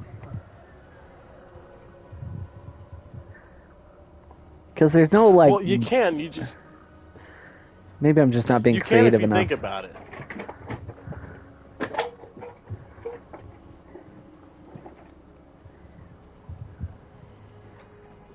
Because let me show you how I'd fuck that up for myself. How would you fuck that up for yourself? So a day in Star Trek 4, okay, yeah, you get to spend a day in Star Trek 4, but that day is the day in which the probe came to Earth looking for the whales. And See, blew out the fucking I was engines. almost thinking of, like, a day in the past, actually. Like, you don't get to see anything, bitch. But like, you that's know about what? as Like, that's about as creative as I was gonna get. And you know what's funny, though, is that if that movie had been made this year, the year that this movie was made, if it had been made in 89... Don't start. My dad would have been in California, and I probably could have run into my dad. Oh, okay, fair enough. Yeah. I thought you were about to say if that movie was made today, they'd be going back to, like, 2004 or something. I was about to say, shut the fuck up. No, if that movie was made today, they'd be going back to 2025, because, I mean, they went back to 1987, which was, at that time, the current year. Oh, God. Yeah. The only problem is, to go back in 2025 to 2025 in Star Trek. They did that, didn't they, in Picard? They've done it in Picard. They've done it in... Like, they came back to, like, at least around this year. They came back to the... or they talked about in First Contact and in Enterprise that the 2020s were the start of the last World War. The Third World War, yeah. Yeah. Shit, that shit went on for 40 years. Fuck. Right. Because And so... Well, okay, it could have only gone for, like 15. Wait, don't we need to go this way? No, that's the fucking exit. No. So why are the fucking green things behind us? I know. Ramp. Because we are essentially going behind us. We just got to go down a ramp first.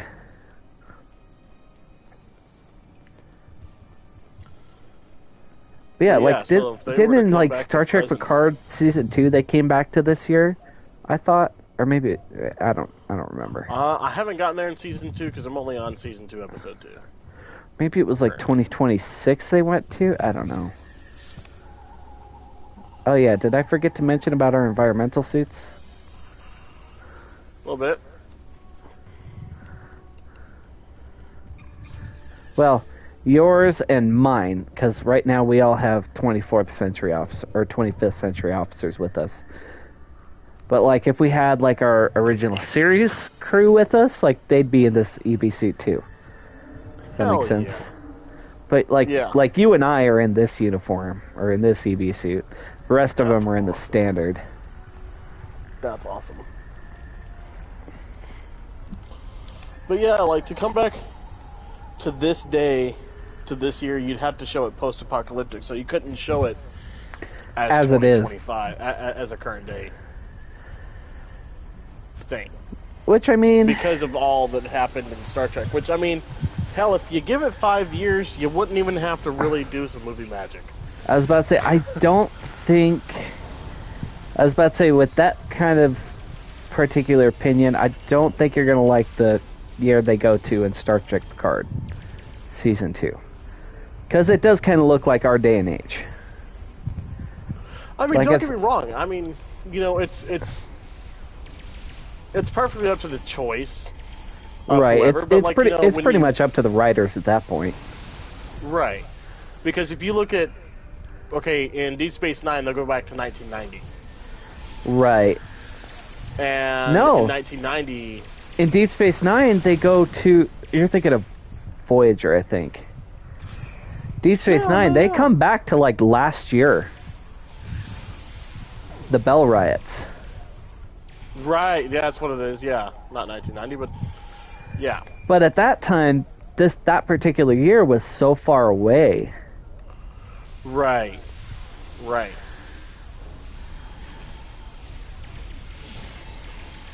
And it's like, but, you know, they showed what it looks like, and it looks like, right. You know, this run-down, you know, war-ravaged place.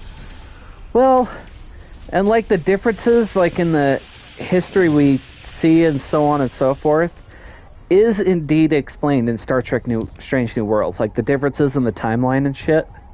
Like how, right.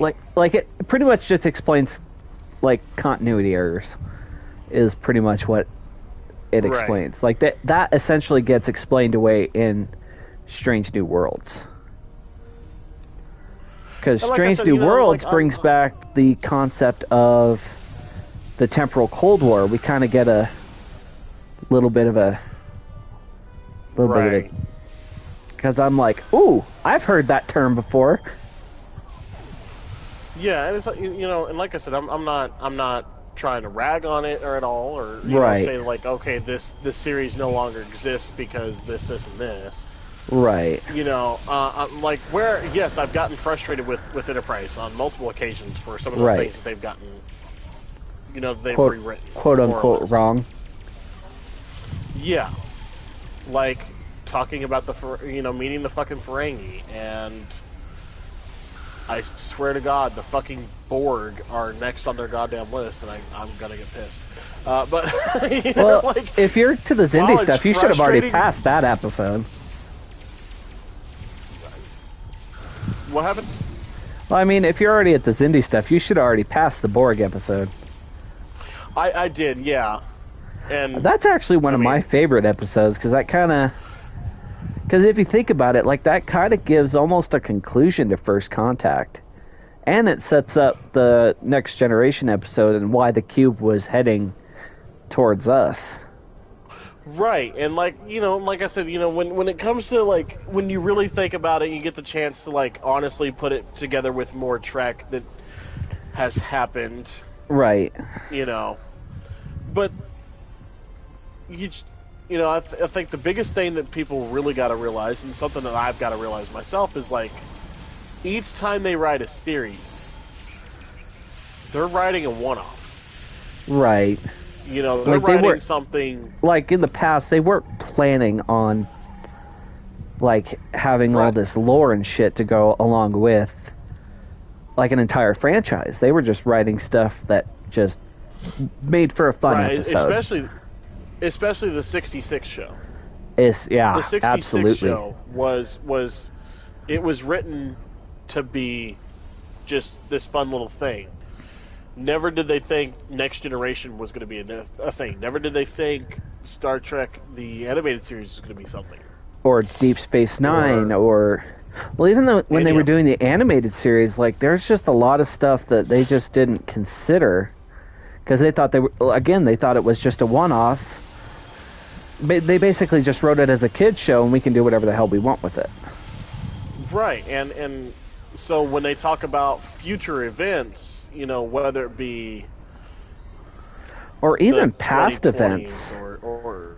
Because it wasn't until... Because it wasn't until Star Trek II that we find out that, like, it had been kind of hinted at, but we had never found out, like, when Star Trek actually was set until Star Trek II.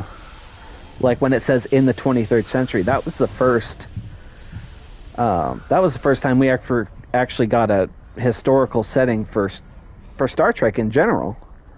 Right, because, up until then it was Stardate. And the Stardates, nobody could really decipher the Stardate. What the hell is a Stardate? How do you know what's the unit of measurements? Well, and real nerds memorized everyone from every episode. Right. I can never do that.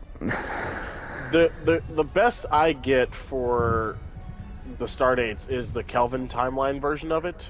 Right. Well, they didn't really start giving a shit. Like all the original series episodes, Stardates don't mean fucking nothing.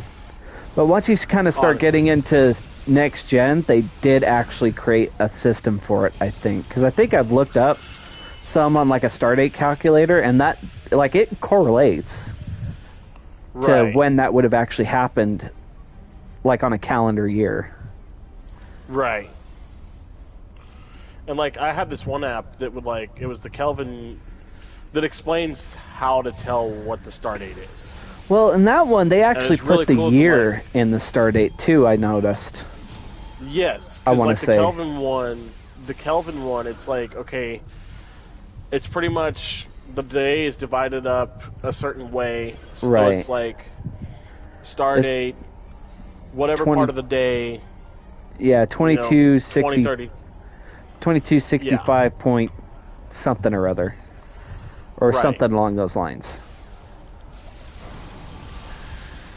And so the 2265, that's the year, that's 2265.83. Okay, that's the eighth setting of the day. Yeah. So, but yeah, it's very interesting the way that each series just tried their best not to fuck with shit that was already set in time. Because up until Enterprise, really, the Klingons from the original series looking way different from the Klingons of the movies and Next Generation. Right. Okay, well that's easy. That's easy. It's just evolution. Right. The Klingons have evolved now, and that's why the head ridges can correlate with that. Okay, they had none, and then they all kind of had the same head ridge, and then it became something different. Right. Okay, yeah, that tracks. And then Enterprise came out, and the Klingons suddenly had head ridges before the original series even happened. Right. Okay. Well, how do we explain that? Because it's what, and they took. I understand their choice for making the Klingons look like normal Klingons of that period of time, because they're the last time we saw a Klingon without a head ridge was back in the 60s. And oh god, so, we cannot do that. A lot of people. Yeah, not unless everybody gets really cool about a lot of stuff really quickly, really fast. But it's okay. So now, how do we explain this? Okay, very quickly. And genetic modification. How I picture it in my head is somebody was watching the episode of Deep Space Nine where they go back in time to the original series, and then like Bashir was talking about some kind of genetic engineering, and then that just popped a light bulb went off, and they're like, I got it. Right, or the episodes in which Deep Space Nine, O'Brien and Cisco would be altered to look like Klingons. Right. So it's okay, we can do that. That's what that is. That's what that's gonna. This is how we're gonna explain that. And while frustrating for original series fans, going, well, no, that's just fucking wrong. Right, and I mean, being an original series fan, being an original series fan myself, when I got to that storyline of how they actually. Because you do actually see a Klingon who has lost all their head ridges in Enterprise. Right. And we get to see the Klingons torturing Archer, and he starts to grow some forehead ridges while they're quote-unquote torturing him. Right. I can't emphasize the air quotes enough, but what they were really doing is trying to find a way to put the head ridges back. And were those things Iconians? We have a lot of research to do before any of those questions but it's, can be answered. but This like, gate is clearly inoperable. but when you think about it and you put two and two together, it's hey, Yes, I believe so. this is the way we've seen Klingons we saw Klingons that way for 3 years. Right. 3 It means we have a years. chance to learn At about this point in what the time, it is galaxy's 2001. and ancient races. We've seen Klingons with head ridges since 1979. It has been Right. 22 years we've seen these guys versus the original 3. So, So, this is how we're going to make our Klingons look, and then they realize, fuck, it's wrong. They actually look like this, and it's like, fuck, well, we can't change it now because all the prosthetics are built. We spent that money, and we cannot unspend the money to get it back for the budget of the show. How do we explain it? Quick and simple. We'll worry about that later. Well, yeah, and then We'll they get to explain it season later. 4. Then they get to season Yeah. 4, and then do actually explore that a little bit better. Right. Right. Well, and it makes sense because Enterprise is set 100 years before the original series, so it would make sense that 100 years' time, that's why all Klingons have lost their head bridges now. Right. I thank you. I mean, like I said in the show, I think we only see one Klingon who's lost their head ridges, and it was due to a genetic virus. Right. Created by... I forget which frickin' Soong it is. But yeah, And so then- the Soongs are responsible for the Klingons losing their head ridges, is how that ended up working out.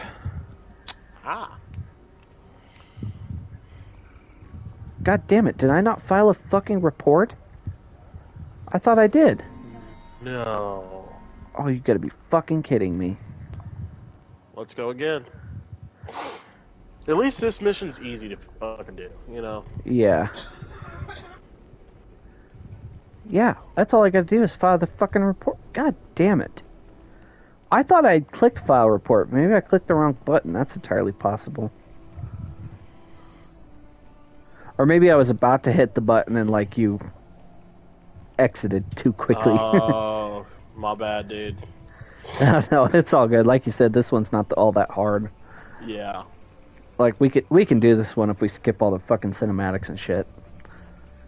We could knock it out easy. Right. But yeah, going back to what we were talking about, they made it make sense in a way that didn't, at least for the head Didn't ridges, hurt anybody. that didn't hurt what they had already established in the original series. And that was one of the only times I think they did that, where they didn't fuck with the, they explained it away in a way that didn't change anything. Right. And it's... Or at the very least, radically change anything. Right. Because, eventually, whether Enterprise was made in 2001 or it would have been made today, somebody eventually was going to go back in time and they were going to make Enterprise. Because everybody's going to want to see... before. Let's look at the first days of the Federation. Let's look at the first days of Starfleet. I want to see all of about. Enterprise is before the Federation was even founded. Right. Which is why the Vulcans are so adversarial and so on and so forth, and arrogant pricks.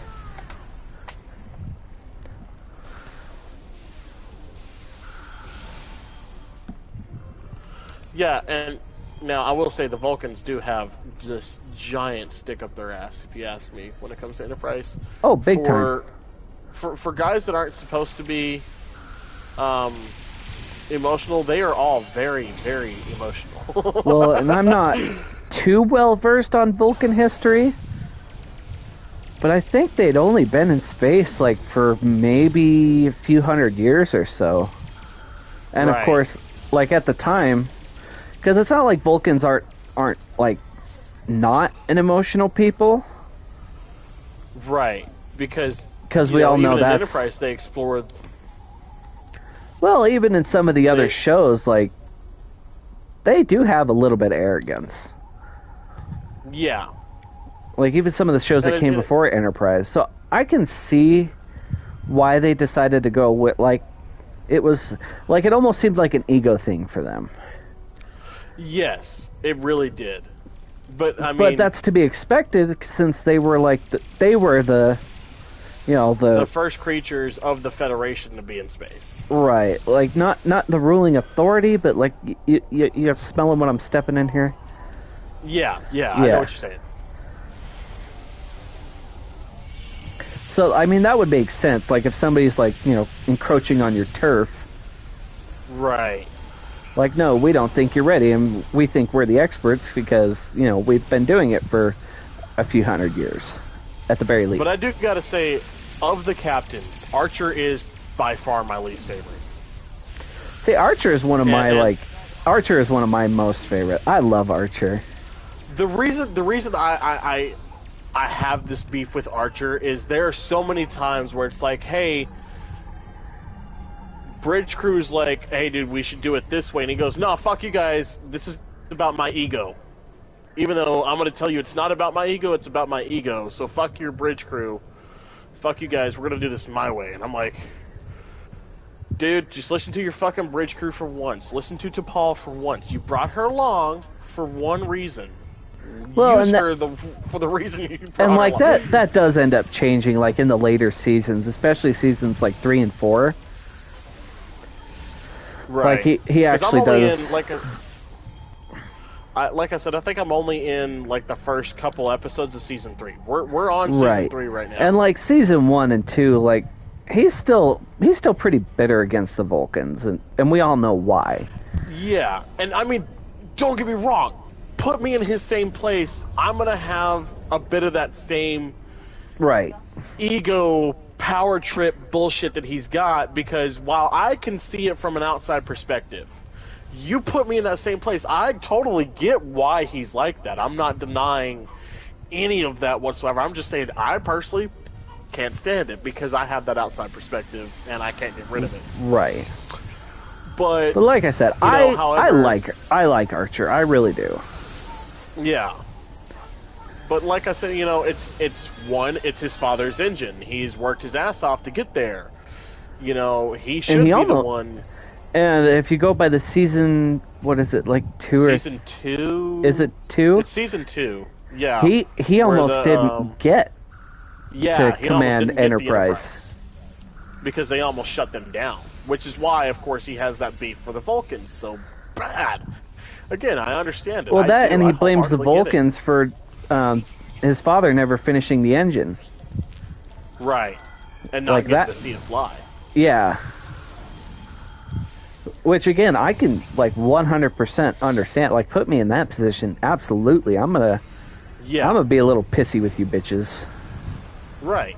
Like I said, I can understand it. I totally can. It's nothing new. I've been in a similar position like that. Where, growing up in school, you have those guys that you're friends with, but I feel like most of his bridge crew, like he does listen to him. Yeah, but there have been times where, like, I'm mostly talking about the times where, like, Trip and him, usually Trip says, "Hey Google, bright light 2 to blue." Most of the times Trip says something that's like, Trip can get his attention to be like, "Hey, let's maybe look at this a different way." And he's like, okay, you know what, you're right. If no one else can calm him down, Trip can. Yeah, Trip is like his rock. Yeah, but they're like towards the end of season 2 and definitely the beginning of season 1 when they're chasing to find the Xindi. Okay. There have been times where Trip's just, not even Trip can get through to him, and I'm just like, dude, this is your guy. He knows what he's talking about. Calm down. And again, like as they're hunting down the Xindi, like I can totally see why he's like, no, we're gonna bypass that and we're gonna go straight for kicking these guys in the nuts. Right. That, and then, of course, Trip, when he starts getting a little bit out of hand on those episodes. Dude, I totally get it, because one, you've been so used to being the guy that has pushed your feelings so far down, you've never dealt with them, that now that your sister's dead, you have no idea that you are fucked. You have no idea. You are emotionally you should compromised. Honestly not be. There's the words I'm looking for. You are.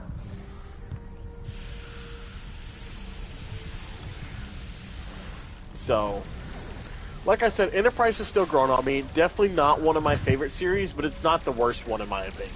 It is one of my favorite series. And again, it's just like the Star Trek V thing. Like there are some things we don't agree on. Right.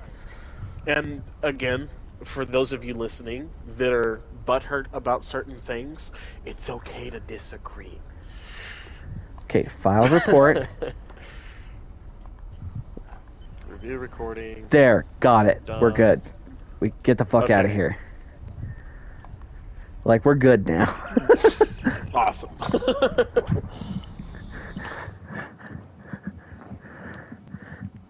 But I mean, yeah, and there's going to be division like that in any. Right. I mean, look at. hell. Not look at the rival franchise. Look at Star Wars. Right. There are 3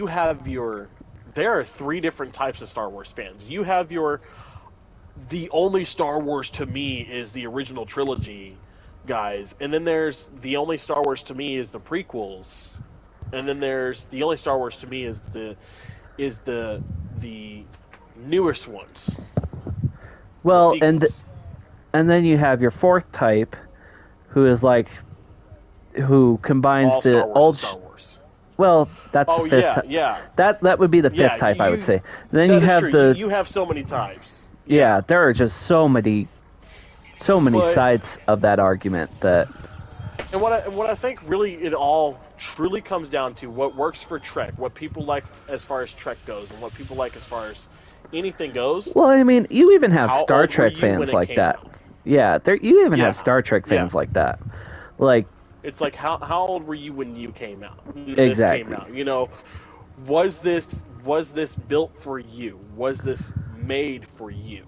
Well, even when the Next Generation was first coming out, a lot of people hated the fact that it was even coming out. Oh yeah. I mean, because of my mom being a Trekkie, I've got a magazine from the 80s that talks, it's a TV guide from the 80s that talks about Next Generation and what to expect and reviews from fans before the show ever lifted off the ground. And there were people, if you, I went and found some of these online, or not online posts, but I went and found some of these reviews outside of the little TV guide that I had. And some of these people were even threatening Patrick Stewart. Yeah. Sir Patrick Stewart. And it's well, I think to me it's how could you do that to Jean-Luc Picard? Well, Don't get again, me wrong, I'm a Captain Kirk stan, but how? And correct me if I'm wrong on this, but I think before Star Trek, I don't think Patrick Stewart had a huge career outside of maybe the UK. He was mostly a Broadway guy. Well, I thought he was Royal Theatre or something like that, or whatever the UK, yes, he was whatever Royal the UK Theatre, Broadway is. Yeah, no, he was in fact Royal Theatre. What ended up happening was, and I don't think he was even wanting to do the show at first. I want to say I could be wrong. No, they weren't. He wasn't. He had come over to do a show on Broadway. Yeah, and Gene Roddenberry himself went to talk to... What character was he playing? I can't remember. I used to know that off the top of my head, but I can't remember what play it was or what character. I haven't the slightest idea. Okay. But I know I've seen the interviews where he's talked about how Gene came personally to see him and say, I want you for this role. And he had watched the show, he had at least heard of it, and he liked it well enough. But he didn't want a part of it, if I remember right. And like I said, correct me if I'm wrong. No, you're absolutely right. He did not really want to do it.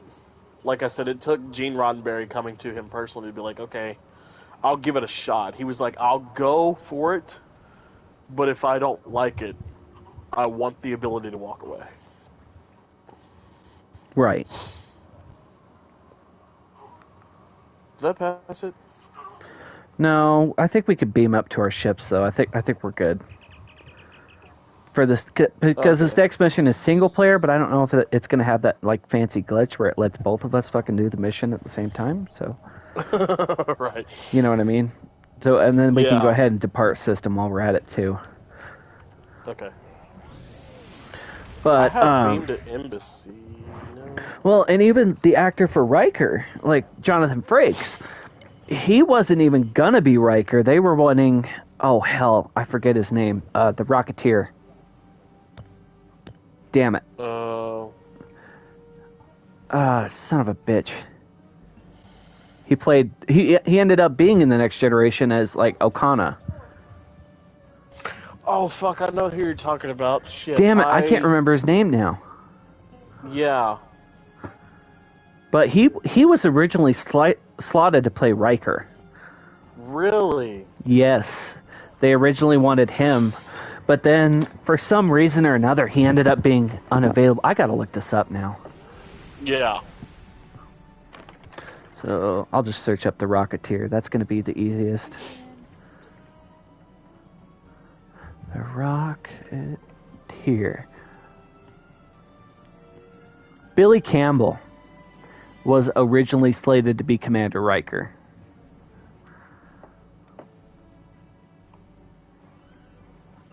That just... Doesn't that kind of mess with your brain a little bit? Yeah, because like I'm trying to picture it, right? But I just can't. You know, like I said, he did end up being in the Next Generation as the outrageous Okana. Yeah. Who would again appear in Star Trek Prodigy Season 2. And I think he ended up reprising his role as a voice, obviously, but... Right. But yeah, he was going to be the original Commander Riker, and for one reason or another, he ended up not being available. Huh. And so they went with Jonathan Frakes. You know, good for us, because I can't picture another Commander Riker. You know, especially after seeing him for all these years, yeah. Right. That's like telling me, you know, that almost before William Shatner, we had a different James T. Kirk. Right. You know. But, or that Spock was supposed to have red skin and a tail. Right. That one's true. Look it up. Yeah, it is. It is. That's actually, even in the book, I am Spock. Yeah. Hi, Bubba. Yeah. Calm down. I know. He's okay. Marina Sirtis and Denise Crosby actually auditioned for the opposite character, Marina Sirtis auditioned for Yar, and Denise Crosby auditioned for Troy. Mm-hmm. That one I did not know. That would be so interesting. But having met Mariana Sirtis, having met her in person, right? Having seen her personality in person, I understand why she went out for the role of Yar rather than Deanna Troi. Right. Wholeheartedly. And I think even Gene just weren't feeling it or something like that. So they had him. Right. So they had him do, they had him switch roles, and they liked that so much better, and that's why we ended up getting her as Troy and Denise Crosby as Yar. Which if we had Mariana Sirtis as Yar and had lost her in season 2, I would have been pissed. Like I can't even picture it in my head. I can't. No, because like I said, I've met her in person and I understand why she went out for the role, but I can't picture it. You know, Deanna Troi is so the opposite of Mariana Sirtis. If you guys have not met her, she is so the opposite, but it is so much fun because it's that great thing of a bully on TV is the greatest person in real life. Right. I mean, thank guys like Tom Wilson. Not to say that she's Biff not Tannen. a great person, but like she's. Yeah, not to say that she's not a great person, but like, you know, she's very, you know, calm and collected and like soft spoken. Right. But in reality, she's very eccentric, very outgoing, very much the loudest person in the room in one of the best ways possible. You know, not to say that in a disrespectful tone, but to say that as like a very good thing. Right. And almost had her as Natasha Yar. Yep. Crazy. No, like I said, they originally auditioned for each other's role. Could you just imagine seeing Data or seeing Brent Spiner and Mariana Sirtis kiss? Oh God! Like I said, I can't even picture that. Like that doesn't even that does not fucking compute. No, it doesn't. But you know, I think, you know, things work out the way they do for a reason. Exactly. And it's why we have the Trek stories that we do. It's why we have everything that we have. And you know, I know for the longest time, Gene himself did not want to go back in time. You know, he started with the original series and he said, okay, this is this. Then he went further in time to I was about to say, yeah, it's only forward from here. Right. I'm going to go ahead and start the mission while we're talking. Same here. I'll be damned. It looks like he's doing it. Yeah, I like this glitch. Anyway. But, you know, it's... because he didn't want people to accidentally rewrite something, you know, or mess something up. And like he didn't want there to have to be these continuity errors. Right. But, you know, that's just... But, I mean, even when they started doing the movies, like, if you watch, like, The Next Generation, there are quite a bit of continuity errors. Even in The Next Generation, there's just no getting around it. Right.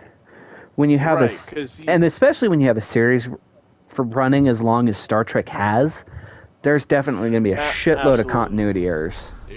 Because I believe Star Trek is the... Oh, no, but Disney could do it separately. Damn it.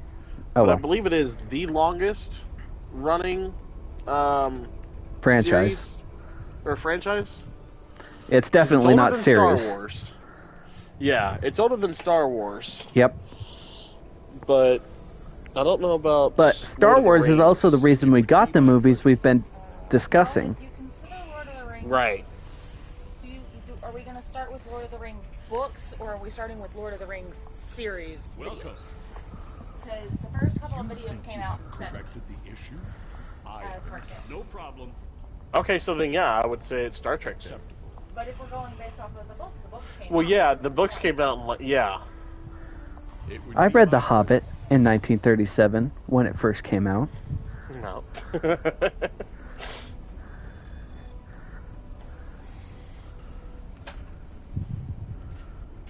And, you know, and again, with Star Trek as good as it is. Absolutely. One, you know it's good. You know it's good because of how many people, how many shows, how many movies have referenced Trek in one way, shape, or form. I mean, with Family Guy, there's at least 30 references in Family Guy alone. Were you able to find the coefficient numbers for me? Alpha is 14. Yes, that's correct. Oh no, we don't have to do math, do we? No, you just gotta memorize the numbers. Yes, memorize the numbers. 45, 34, 44, 44.6, 45. You just need Alpha, Delta, and Gamma, I think. I appreciate you speaking up about your Alpha, Delta. Fine, I agree that the 45. So do I. 44.6. Perhaps 44. we can.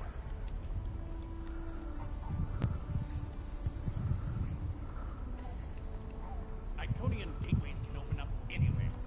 Alpha is none of those numbers. Alpha is What are you talking 14. about? Alpha should be 14. Okay, what's Gamma? Should be 47. 47. Delta? Should be 38. Okay. Unless it gave you different numbers than it gave me. Dude, I mean, the ones you gave me were all correct, but it gave me different numbers than what I had choices for. That is so weird. Of course, I've played this so many times, I probably could have done that without looking at the numbers, but you have to look at the numbers, so... Right. Numbers are good. So agree. Readings like this. The numbers aren't Captains, Sean, I do not know, Captain. Talk to Captain Vakel Sean of the USS Enterprise. Look, you bastards in my spot on my ship. The team looks like...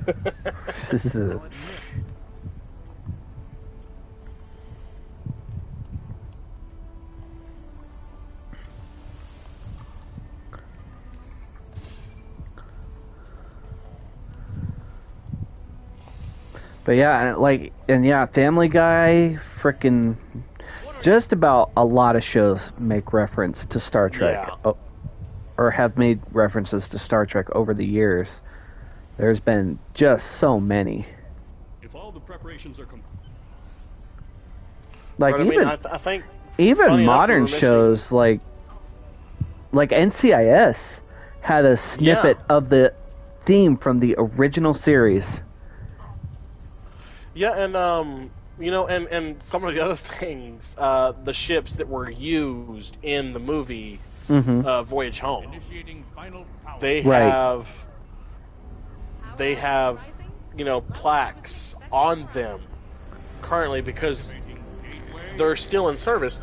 They have plaques on them that still say Chekhov was here. There is a literal plaque where Walter Koenig tripped on set, fell, that says Chekhov's forehead dented here. And there's no actual dent on the ship, but that's what it says. There was never a dent on the ship, but it says Chekhov's forehead dented here. And even the aircraft carrier USS Enterprise had a wreck deck because of the original Star Trek movies. They had a recreation deck. I've had a couple friends serve on the Enterprise. One of the coolest things they have is there is a quarters. Enterprise was built a little bit differently than some of the other ships in her class. Funny enough. I was about to say, There's much like the Enterprise we know and love from the Star Trek universe. There is an extra set of quarters on the Enterprise. This was done intentionally long before they would use the ship in the movie. They built her and they decided to put an extra set of quarters on there, and that extra set of quarters for most captains has had a plaque on it that reads James T. Kirk's quarters. That's pretty cool. I don't know how many captains have kept that going. I have no idea. Oh, that reminds me. I was looking at this the other day. The USS Enterprise CVN 80 is scheduled to launch in November. Oh, shit.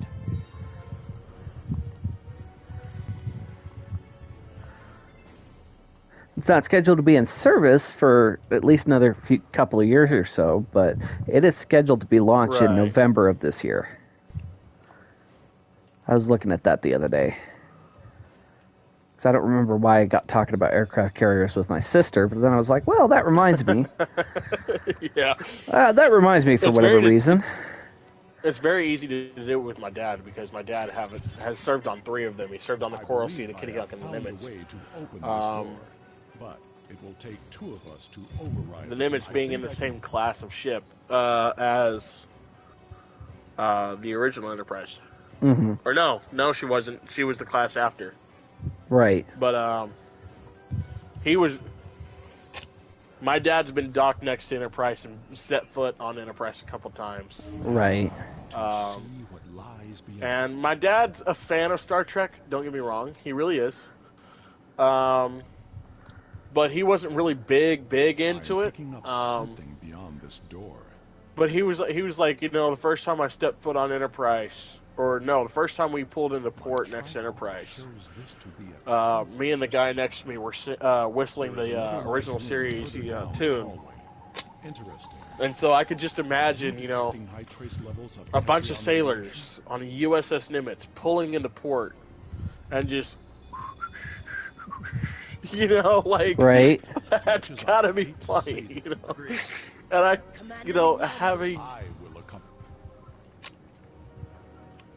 I would love to see. Unfortunately, I do not believe it's going to happen. Right. However, I would love or even to have see... the Marine Corps band there, just right. You know what I mean? Yeah, so CVN 65 is unfortunately retiring. I mean, but she's been almost 50 years old at this point. I was about to say CVN 65 has been scrapped since 2016. Yeah, unfortunately, she's no longer with us. Museum. Yeah, and I was so hoping that they would save Prez Museum because it would be fun to use the rec deck and put in models of all the Enterprises. Absolutely. But there is a rumor, I don't believe it's going to happen, but there is a rumor that is going to happen on the new CVN 80. Right. That they're going to have a room that's got to have... Much like the recreation deck on the motion picture. Enterprise. Yeah, I was talking about the refit, where it showed all the pictures of the Enterprise. Yeah. Or of all the ships named Enterprise. That or in Next Generation on the wall in behind the table in that in the conference room. The conference room. Losing my fucking words now, so goddamn out of it. But yeah, how they have the silhouettes of all the ships on right. But unfortunately for that one, I have looked at it a few times. Or like the Enterprise E, when it had the models in that glass case in First Contact. Are you sure? But I believe if they're going to do something like that, it's not going to be something that stays on the ship at all times. Right. I can pretty much guarantee that. It's going to be something for it's launch day. Let's get the people, it's family day, it's launch day. Something like that. Something that's gonna,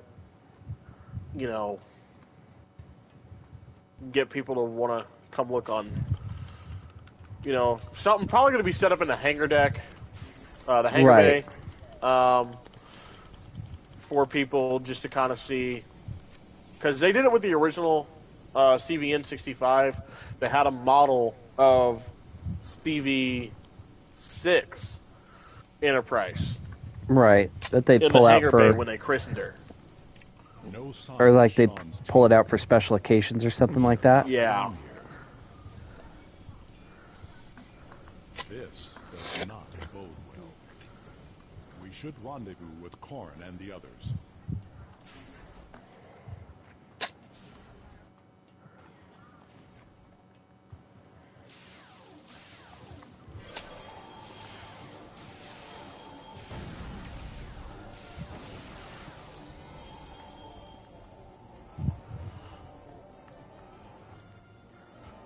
But with each Enterprise, I absolutely love it. We'll most likely get, though, I will say this, at the very least, we will most likely get the Marine Corps band to probably play the original series theme Right. the day they christened her. Yeah, I'm like, it better be like original. Wait. Or they did it for the Space Shuttle Enterprise. When the Right. Space Shuttle Enterprise was launched, one is because of Star Trek fans. The overwhelming response right for Enterprise. I do not remember what the place name was, but the second place name was 1.2 million votes behind Enterprise. Yeah, that 1.2 that tracks. million There are data behind, here that and it's just astronomical to think how Right. many Star Trek fans. But Star Trek fans have been keeping NASA going for years. Oh yeah, even to this day. Yeah, because originally, 1966, we're not doing great in our space program. Right. John Glenn, the first man on the moon, the Apollo missions are underway, have been underway. We haven't reached the moon yet. John Glenn, the first man in space, is now dead, along with 2 others, because of a fire on the launch pad. Star Trek comes out. Right. Now there's a love for space. Oh, there's a big love for space. I mean, yes, the space race ignited it, don't get me wrong. Mm-hmm. Now there's the show. And we're getting to see these alien species. Now, everything I'm about to say comes from an interview that Nichelle Nichols did. Nichelle Nichols, shortly after leaving Star Trek, she was. I was about to say she was a spokeswoman for NASA for a while, wasn't she? She, not only was she a spokesperson for NASA, she helped a lot with a lot of the projects. But one of the interviews in which she did,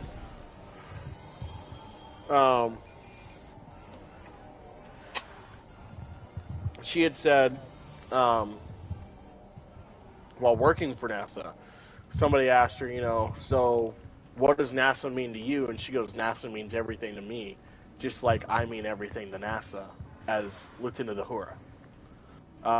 She was given the honorary rank of lieutenant in NASA. Right.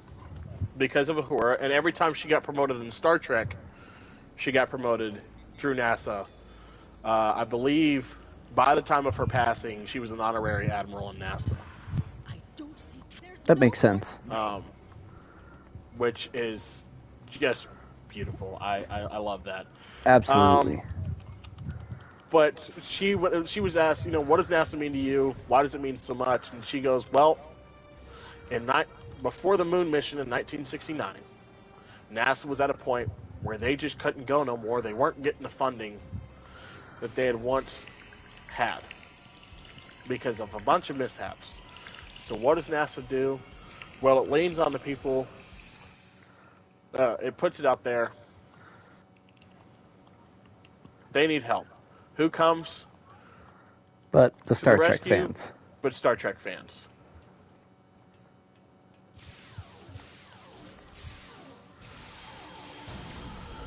And the Star Trek fans said, we want to go. We need you to go to space. Because you've been there already. We know you can get there. We've seen these alien species, and you guys got to be the ones to find it. And so that's why NASA's still around. And Nichelle did so much for NASA that in the 80s, while the movies were being made, she was still working with NASA. The Challenger explosion, unfortunately, sent Nichelle Nichols into a deep depression. Mm-hmm. Because 4 of the 7 crew members on board Challenger were part of a project she did to get more women and men of color into the space program. Right. So the the black officer on board Challenger, Sally Ride, the teacher even that was chosen to go on Challenger, who was even on Star Trek herself. Yes, I think I'm like 90% sure. She did a guest episode, I believe, or she did a guest spot, I believe, in one of the movies, in one of the original movies, and I think she did a guest spot on Next Generation. Yeah, I know she did the guest spot on Next Gen because she was a. But I believe she's like a background extra in one of the movies, in like one of the space dock scenes. Yeah, she. Oh, really?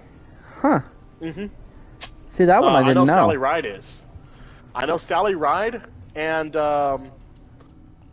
the black officer on board Challenger. I need to look up his name because I don't want to disrespect him like this. I know they were all three. I know those two for sure were background extras in one of the space dock scenes in one of the movies. Okay. And it was like I said, I knew she was on Next Gen as a transporter officer. Yeah. That's about the most I had known about it. I didn't know she was in the original movies. Where do I need to go? Oh, there we go. This is not a holodeck. But yeah, Nichelle was responsible for four of the 7 people on board Challenger. Right.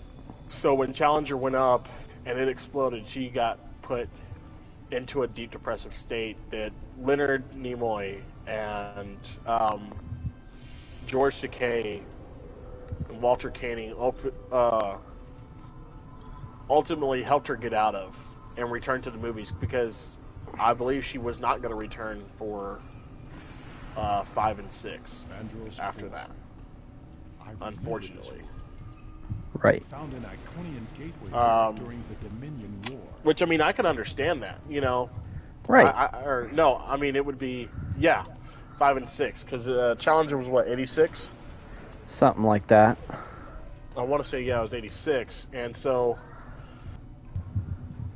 Because, they had that special, like, preface in Star Trek 4. Yeah.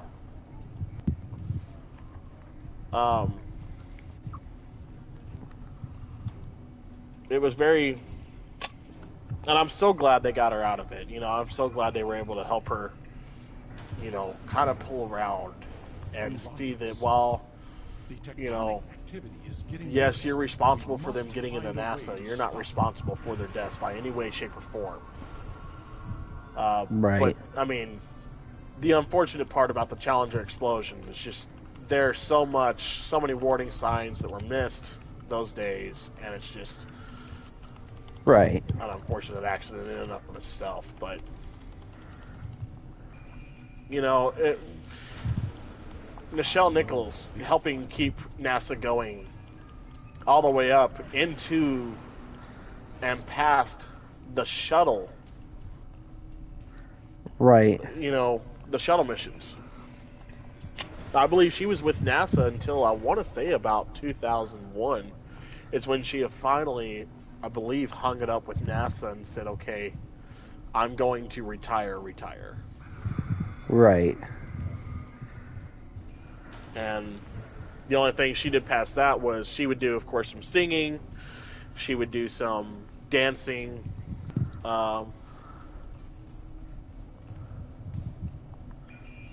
Shit. I was not paying attention. The Delta Quadrant? Does the Iconian influence reach so far? Okay. Red. Oh, you're already at that part. Yeah. Red, yellow, blue. Of course, I decided to do all the side pathways, and I got the accolade. Oh, shit, I forgot about those. It's okay. Blue, red, blue. But yeah, no, that all makes sense. But yeah, even now, I mean, NASA not being as big as it is anymore. This appears to be some sort of master. Which, I mean, NASA's kind of been right, and NASA's kind of been sidelined by another certain space program we've all heard of. We must know what the Iconian plans are. That and others. I mean, now that Orion, SpaceX. Yeah. SpaceX was the one I was talking about. Like, yeah, I know which one you meant, but like everybody's got their own space program these days. Right. But it's like when it comes down to it, NASA's still going to be in game. They're going to be the one that turns into, and then you've got the Space Force, which works directly with NASA. NASA's now technically. And you cannot tell me their logo was not inspired by fucking Star Trek. It is. It 100% is, and anybody that says different, I believe Space Force will eventually become Starfleet. I just hope that eventually they'll get rid of the Air Force ranks and move to the Navy ranks, so we get those. Right. But,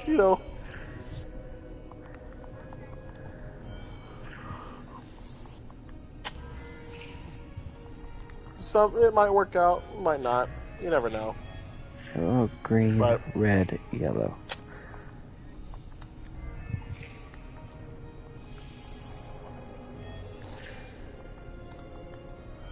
But yeah, I wholeheartedly believe that, because if you look at the Space Force logo, it's very indignant of the United Federation of Planets. Oh, absolutely. Insignia. I was about to say, have you seen their dress blues?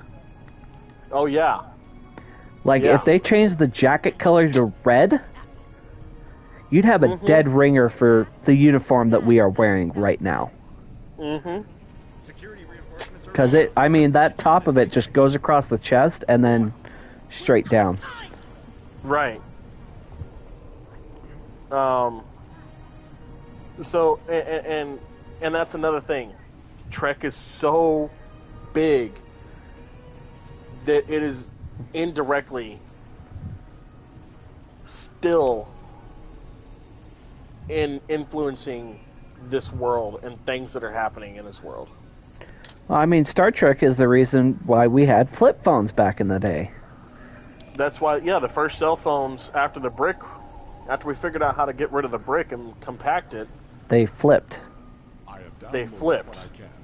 Star Trek is the reason we have the tablet and the eyewear.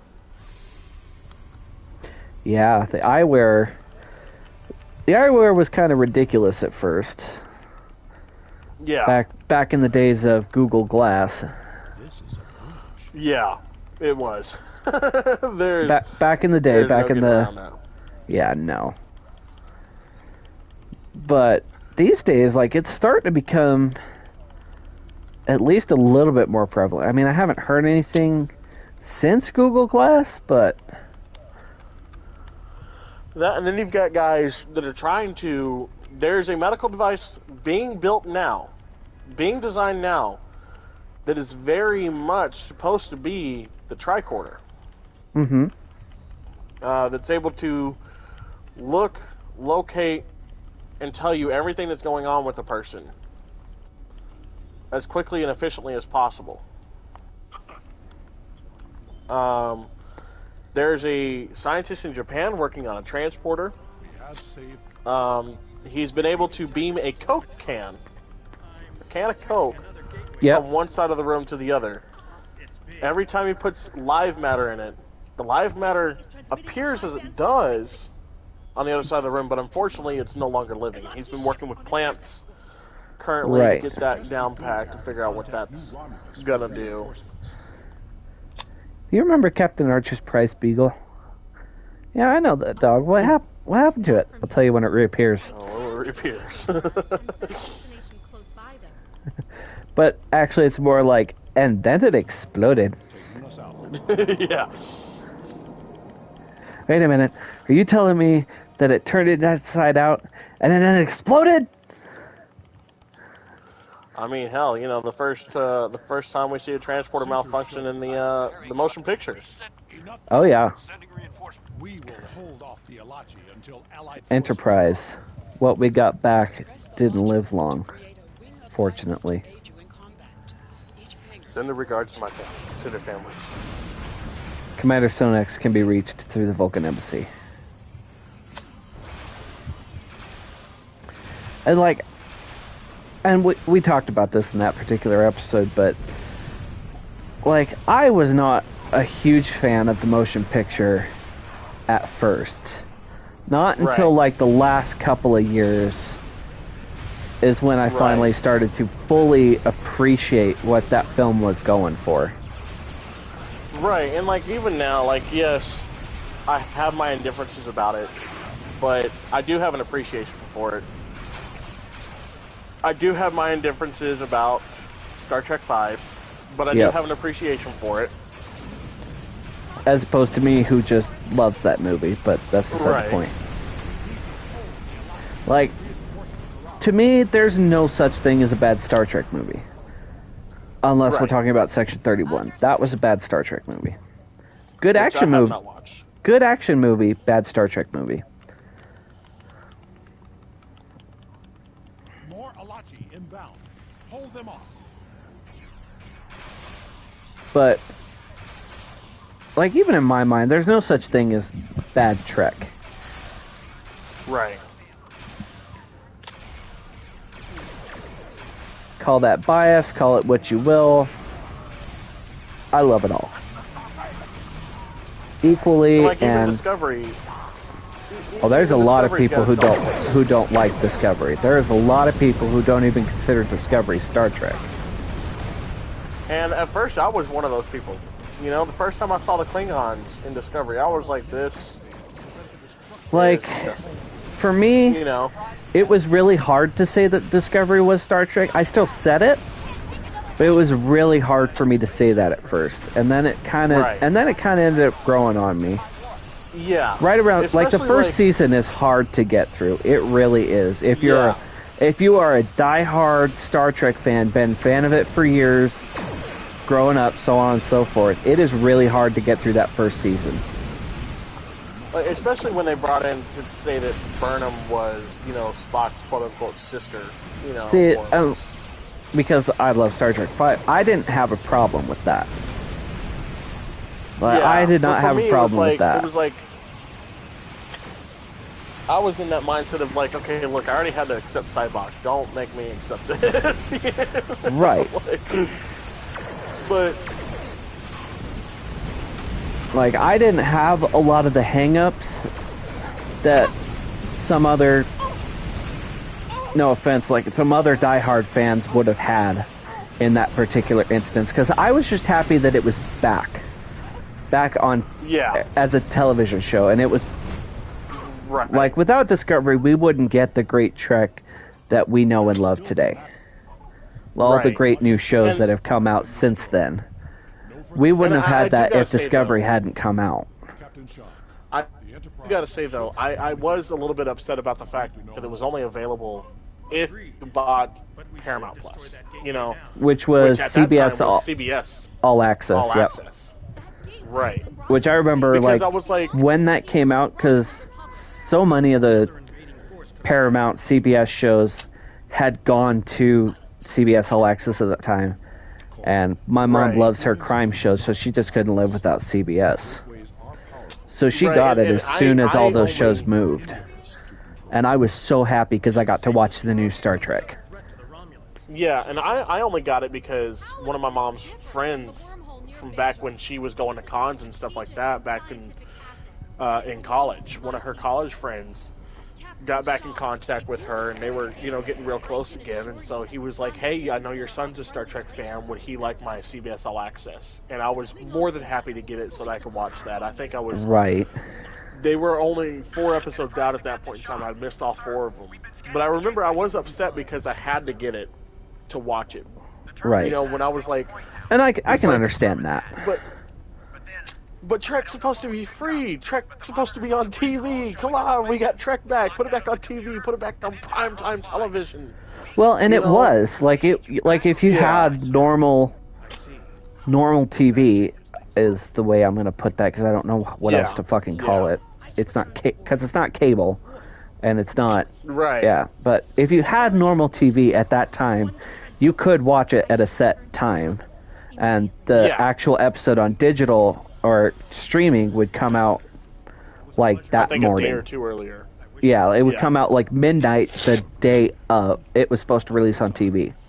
Send my regards to your chief. Because I remember missing a lot of sleep over that. Yeah, because, and I remember, some of my favorite interviews are the original series crew talking about the people that would see them at conventions. Mm-hmm. That you would think, okay, why were they at that convention? And it was like only to talk to the original series cast, Right. Former presidents who would go to conventions and talk to the original series cast about how during their time in the White House, they would sit there and watch Star Trek. Absolutely. One of my favorites being Nichelle Nichols, who at one point got to walk with Martin Luther King Jr. And she was telling him, this was after season 2, before season 3. The greenlit had already been given for season 3. But she was like, I don't think I'm going to return to Trek. And he looked her dead in the face. He goes, you have to. Do you understand your position that you have? Secondly, that is one of the only shows that I allow my family to watch. Me, my kids, and my wife gather around the TV every night to watch Star Trek. And I love that. It's how much of a cultural impact those were the first moments of showing how much of a culture impact Star Trek had as the original series and how much it grew with Next Generation. So much so that Barack Obama, one of the first people he invited to the White House, was Nichelle Nichols. Right. To tell her how much he loved Trek growing up, and then ended it with telling her to live long and prosper. Absolutely. I mean, it doesn't get any better than that. The president's like, hey, I can call anybody in the White House now, right? Yeah, call the Enterprise crew and tell them to live long and prosper. Right. Like, that would wholeheartedly be me. Yeah, let me be the president. I'm calling everybody that's ever been in Star Trek saying, hey, live long and prosper. Oh, man, I ever become president, all the paintings are coming down, and they're being replaced by Star Trek starships. Like, the what is it? The United Nations flag is going to be replaced with a United Federation of Planets. Flag. Yep. Mm-hmm. But it's those interviews are some of my favorites because it's like, wow. Some of the actors that have become actors because of Star Trek. Point being, the actress of Michael Burnham. She has said her reasoning for becoming an actress was Nichelle Nichols. And Whoopi Goldberg having been on Star Trek. So when she got the call to audition for Star Trek, and then she got the call that she was going to be on Star Trek, she was just absolutely over the moon. Absolutely.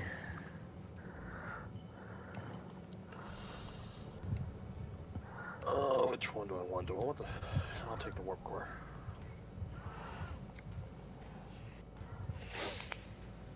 See you later, Enterprise.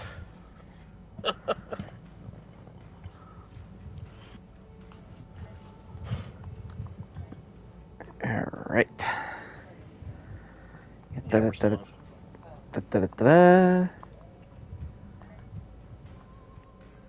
too far. Little too far.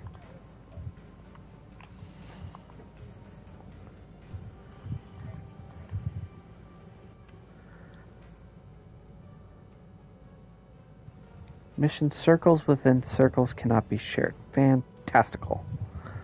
Meaning you gotta do it. Oh. Oh, I gotta. Yeah, you've got. Reward. Oh, I got you. Maybe that's why it can't be shared. Yeah. Okay. Well, why don't we go ahead and call this for the night? Because with this half and the first half, we should definitely have a lot for this episode. Oh, yeah. No, we've got at least 3 hours here. Yeah. So why don't we call this one for the night, and we'll switch over to our regular characters. And, we'll go kick some ass. Hell yeah. Guys, if y'all have a PlayStation, join us sometime. We would love to have a big-ass crew. Absolutely. Riding with us. So, if enough of you want to come in and join us, we can even start our own fleet, and we can kick some serious ass together. We'll call it the Two Captains One Pod Fleet for you guys. So if you guys want to come in, join us. And hey, you got enough Trek knowledge. We'd love to have a few guest stars on the podcast every now and then. So let us know. We love doing this. This is just, two guys that just fucking love Trek, just talking about it all the time. Absolutely.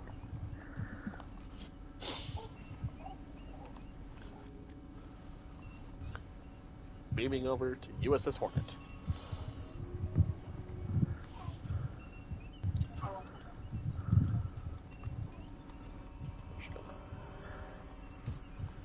Just had to do it.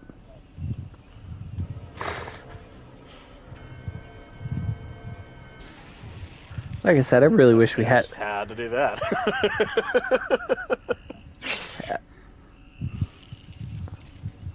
Really wish we had this shit when we were talking about Star Trek 2. Honestly, it would have been great. But thank you guys again for joining us. I know the 2-part for the live version of this podcast was a little unorthodox. Yeah. And hopefully... And I just got some grass up my bum. Hopefully future tech problems we can get fixed and going. Or we can work out even beforehand. Right. Gonna have to start testing this a lot more regularly.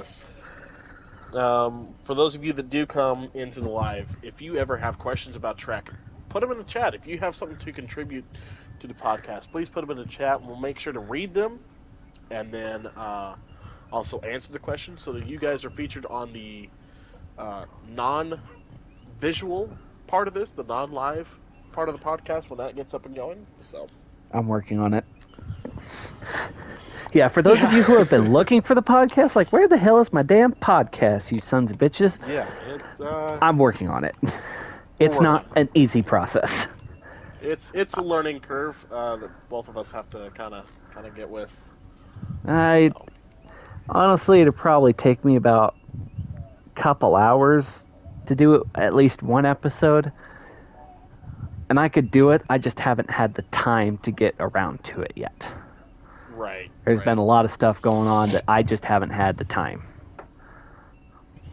But it will be up hopefully in the next couple of weeks is what I'm hoping for.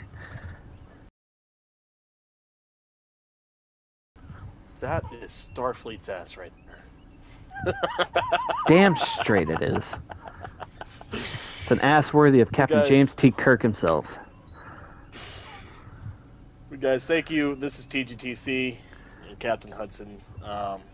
Thank you for joining us for Star Trek V, The Final Frontier, Episode 6, Part 2. And be sure to join us next week on Thursday, not Friday. Thursday. Where we talk about, again, one of my personal favorites, Star Trek 6. My second favorite of all the movies.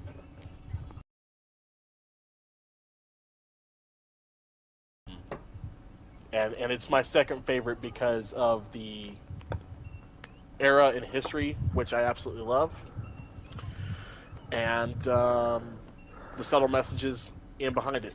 Well, Star Trek 6 and like the first 20 minutes of Generations. Right. Because I think we were planning add in Generations. Yeah. At least the first 20 minutes of that movie. Right.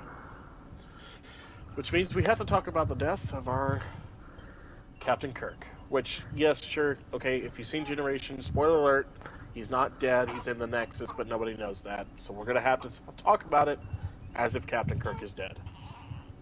Which, that's going to be hard to do. Yes, it is. almost as hard as Star Trek 3. But yeah, thank you guys, and we are signing off for the night. we will see you all on the next one.